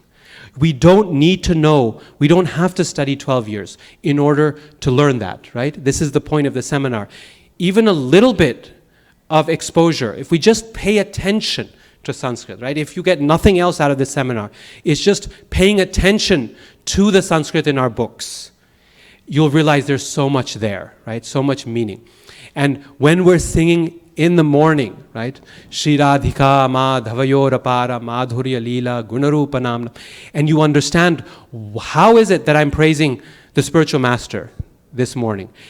The whole experience of Mangala-arati becomes twice as joyful. It becomes twice as wonderful. If you're doing the Gaur Arati in the evening, yes, it says Arati Korena Brahma Adi Deva Gane, right? Arati is being done by Lord Brahma, and all the different devas are doing it. And you see the devotee doing the Arati in front of you, right? And you can think, wow, this is a really special devotee, special position. This role that is given to Lord Brahma and all the devas, this evening he's doing the Arati. This devotee is singing, what is that line? Guy. Mukunda Vasu, Ghosh Adi Gaya, right? So Sanjay, Mukunda, Vasu, Ghosh, they're all singing during the kirtan. It changes the power of that evening arati completely, right? As soon as we're invested in the meaning. Tulsi Puja, if you actually think about what you're praying in the morning, it's really shocking, actually. We pray, please let me become a woman and serve you in Vrindavan, right? It's a very advanced song. Sometimes people say, oh, this Gopi Bhakti, Prabhupada didn't give us. But it's there in our morning sadhana every single day. And if we actually sing it, I know one devotee, and he was just ready to get initiated. And just before initiation, he was ready to pull out. And he called me and said, I just can't go through this. And I said, why? He said, well, I just realized that I'm asking every morning to become a maidservant and become a woman. If this is the goal, I can't handle it. And it was, on the one hand, it's funny. On the other hand, it was kind of nice. It was like, wow, this is the first pre-initiate who's actually been paying attention to what he's been singing all these months. And so, okay, don't worry, such as in Krishna Lila, there's also people who are male. The idea is the spirit, that we're servants, we're meant to be enjoyed by the Lord, etc. But it's a beautiful prayer. Seva adhikaro diye, or give me the privilege of devotional service, right? So the point is, it's a treasure house of meaning, every word. And if we just pay attention to the Sanskrit, we can access that treasure house of meaning in those words. Okay, good. Yes, Mataji?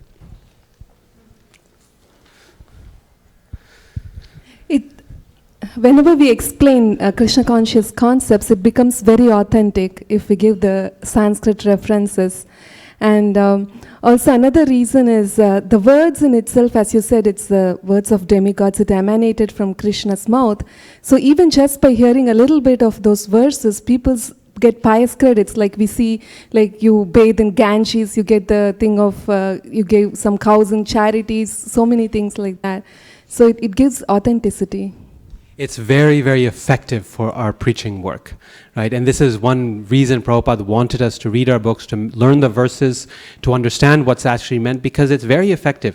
When we're speaking to someone on the street, whether we're giving a class in the temple, Shonak Rishi Prabhu used to tell me this story of this devotee who used to go out and say, Krishna, he says in Bhagavad Gita, as he was showing the book, that we're not this material body, we're the spirit soul. Nama Om Vishnupadaya, Krishna Presthaya Bhutale, Srimate Bhaktivedanta. And the point is, of course, it wasn't exactly correct, but it was effective, right? Just by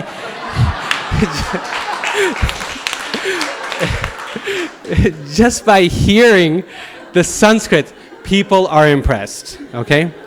How much more impressed they would be if that was genuine, if we actually understood what we were saying. Understanding the verses goes even farther, because you don't actually have to recite the entire verse. These words, dharmam tu sakshat bhagavat pranitam. Dharma is directly given from Bhagavan himself. How many times have you heard in Prabhupada's lectures and in his books? All over the place. He just quotes that one line, right? Sometimes you don't even need to know the whole verse, or if you do know the whole verse, you can deploy it with more effectiveness, more precision, if you understand what that verse is saying. Right? Evam yoveti tatvataha. That line from that verse, Prabhupada quotes 100 times. Just that line, because his point is, you must know Krishna in truth.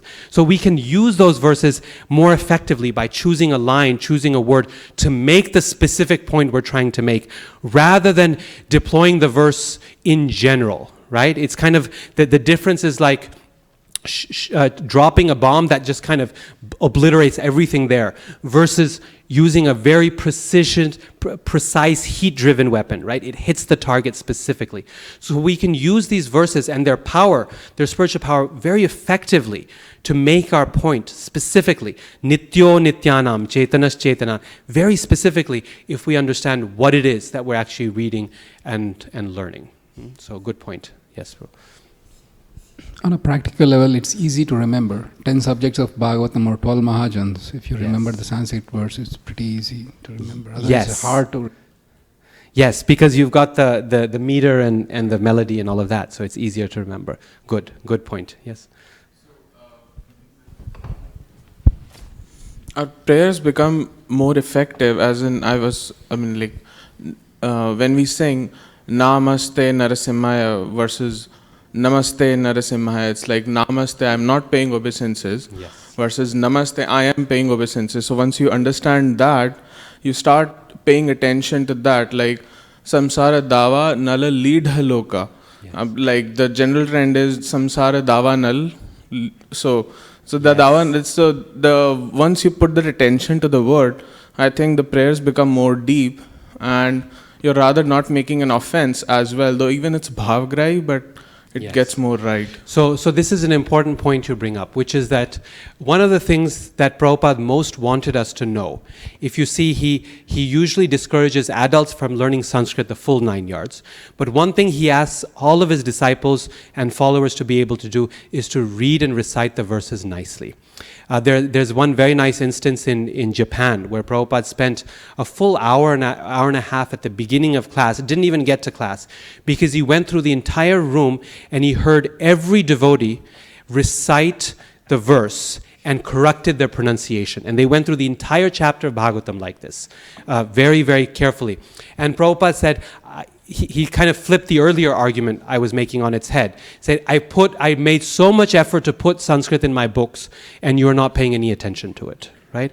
So, in other words, the point is that ultimately, if we cannot pronounce properly, if we're not able to, for whatever reason, then it's okay.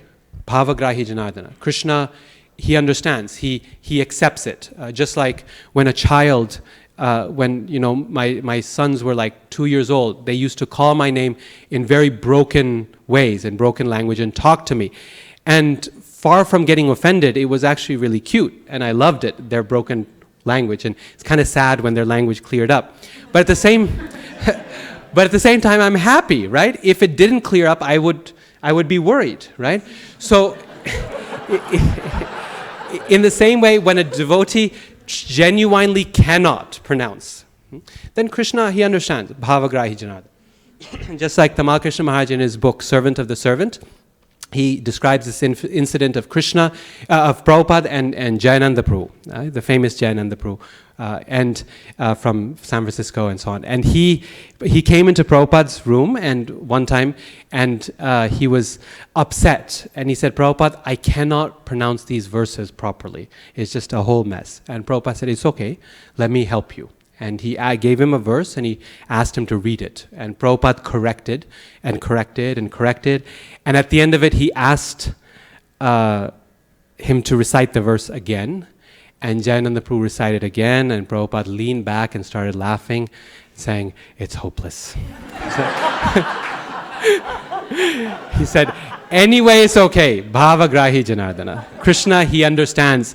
He understands when we are calling him. Right? He understands.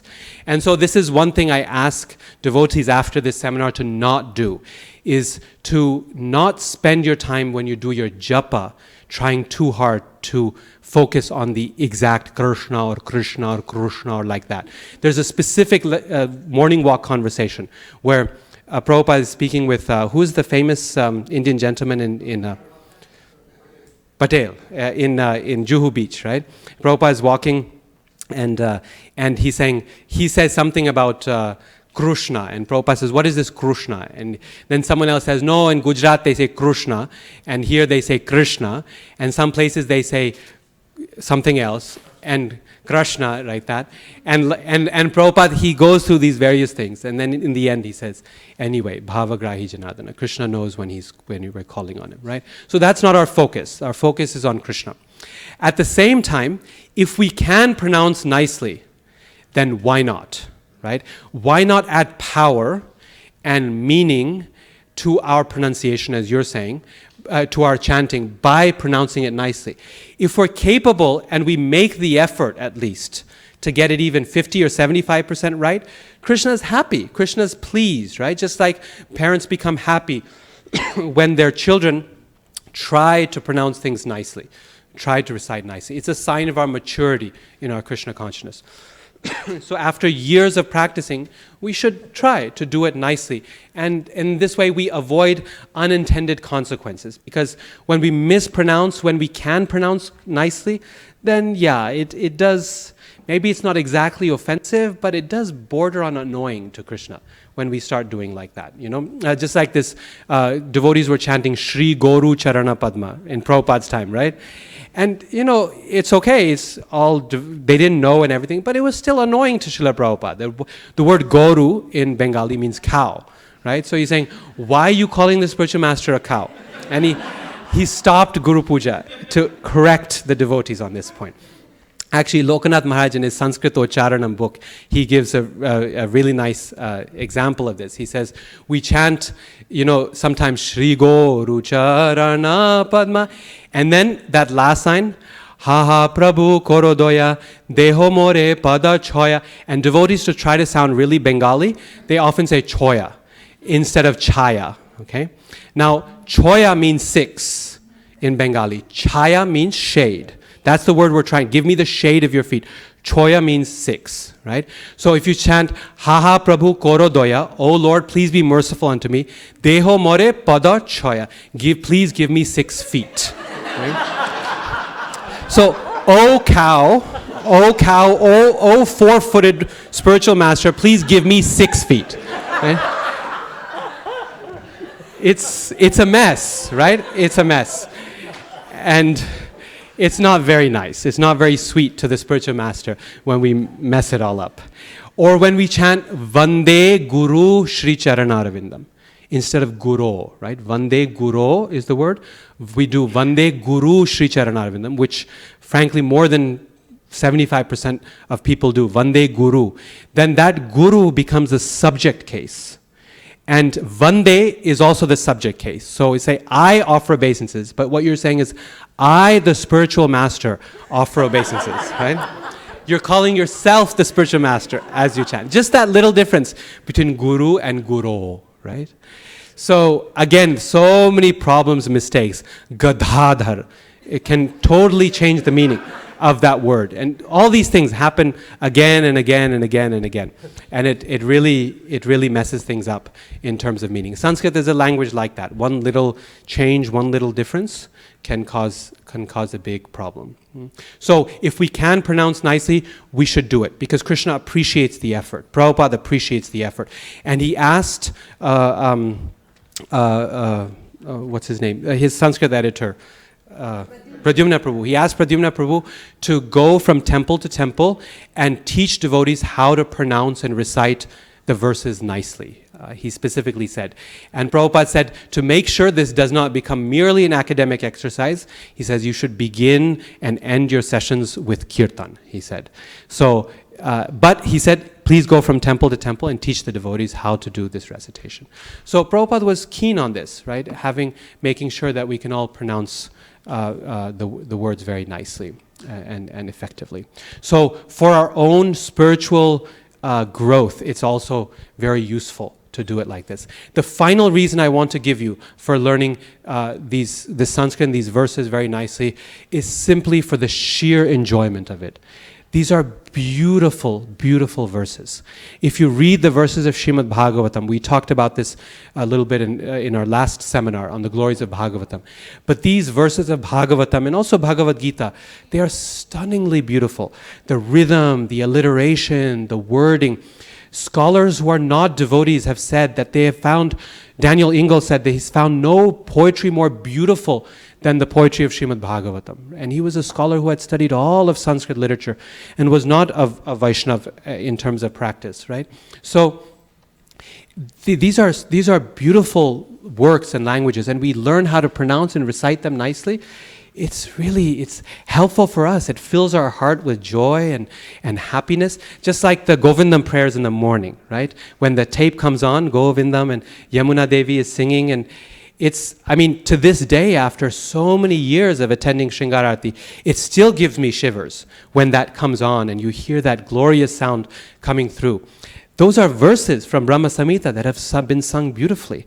And that can be part of your life, your own prayers for the Lord, your own recitation, if we know how to recite and pronounce and sing nicely, right? So there's an aesthetic element to it as well, which is really wonderful, that it adds to our life. Okay, so essentially in this first chunk of the seminar, we wanted to do more kind of give motivation for the learning and give a theoretical background to what we're doing. Okay, we talked about the Vedic tradition, the importance of sound vibration, its descent over time, orally speaking, and why it was so precise and effective, why sound vibration through Sanskrit is so crucial, and Sanskrit writing is actually not very crucial, for our tradition.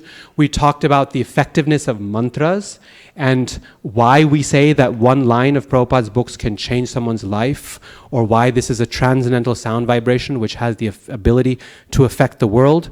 And then we talked about some of the pitfalls in learning Sanskrit, why we shouldn't learn Sanskrit or why we should avoid or hesitate, the dangers we should be careful of, and then finally some of the benefits of learning Sanskrit and why we should be motivated to learn enough to make it useful for our service. And one service that we all have as devotees is to study Srila Prabhupada's books. That was a clear instruction he gave to all of us. And so this seminar's goal is, to the extent that it is useful for the study of Srila Prabhupada's books, let's learn Sanskrit. Beyond that, if it's useful for your service to learn more detail, grammar and all of that, then we can speak individually, and I'm happy to suggest books and things like that. But this seminar is particularly focused on helping us do what we're all meant to be doing, which is study these books more effectively. Okay? So it's 10:25. We're 5 minutes ahead of schedule. Let's take questions that anyone has for exactly 5 minutes. Then we break till 11:30 for brunch and other things. I guess Guru Puja maybe. And then after that, we'll come back for another 2.5 hour session.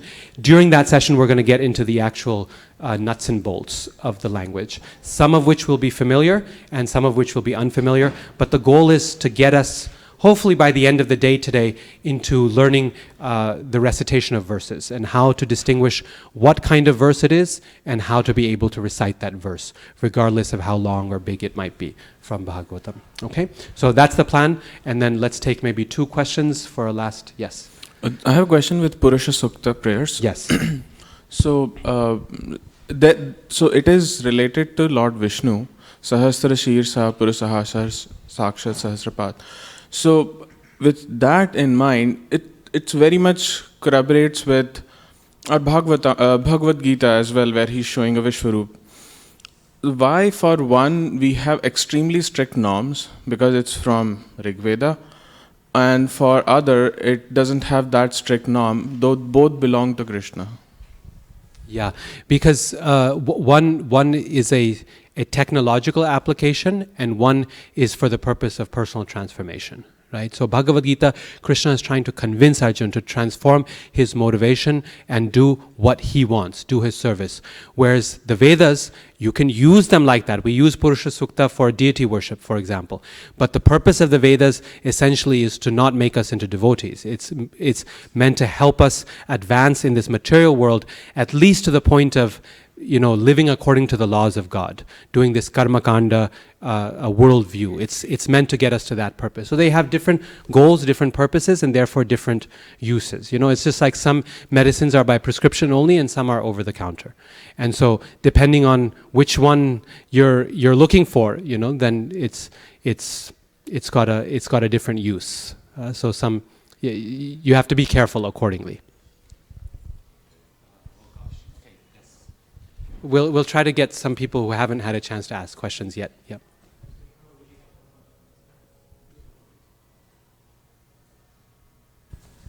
Hare Krishna.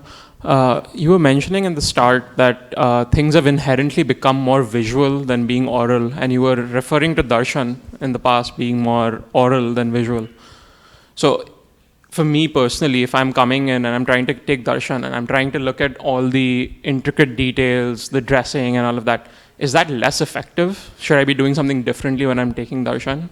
No, it's not less effective because you're paying attention, you're being attentive in your darshan. At the same time, to make that darshan more effective, it's wonderful if we can see Krishna through the verses of Srimad Bhagavatam, right? So if you look at Srimad Bhagavatam, for example, where do devotees begin when they're praising Krishna? It's always at his lotus feet, right? So when you look at Krishna, look at his lotus feet and remember something from Srimad Bhagavatam where Krishna's lotus feet are being praised. When the 4 Kumaras come to Vaikuntha and they see Krishna, they see Lord Vishnu, and they see his lotus feet and they smell the fragrance of tulasi leaves in the Tasyaravinda Nayanasya Padaravinda Kinjal Kamishra Tulasi Makaranda Vayu. Their whole existence is transformed, right? So when we see Krishna through the eyes of Shastra Chakshu, that darshan becomes twice as effective. Seeing the details of his dressing is absolutely necessary because it forces us to be attentive, and we want to be attentive to how beautiful Krishna is looking. But then at the same time, we should think, oh, this is why he's looking beautiful. Why? Alola chandra kalasad vanamalya vamshi ratnangadam pranayake. He's got this beautiful form and badhavatamsam, his peacock feather. So if we connect what we're seeing with what we're hearing, that's the most effective, right? You want to connect the visual with the oral. What is less effective if we just get the visual, right? And then if we skip the oral, then we lose the visual as well. I mean, how many times do people come to the temple and have darshan, so-called darshan, and they don't even see the Lord? We know people in our temple. There's one person who came for months and months. They were coming to the temple, and after like a year of coming, one day they turned to me and they said, "You changed Krishna's dress. It's a different color dress." And they noticed for the first time after a year of seeing, right? And every week they were coming for darshan and didn't notice that the dress had changed, right? So the point is that if we don't add the oral component to it, then we can see without seeing. That's the problem, right? Is it pashyati na pashyati? They're seeing but not seeing. And one who hears, that person, ya pashyati, sa pashyati, that person actually sees if they hear, if they see with their ears. And therefore, Bhagavatam says that we see Krishna, we have darshan of Krishna through our ears. So we just want to add the oral component to the visual side. Then it becomes perfect. So it's 10:30. I think it's good to pause here to stay on schedule. And my apologies, I know a couple of people had questions, but we'll definitely have other question sessions, and we can start off with you next time around. Thank you all so much for attending this first part of the seminar, and the next parts will become more skills-oriented rather than philosophically oriented. Thank you all very much. Hare Krishna.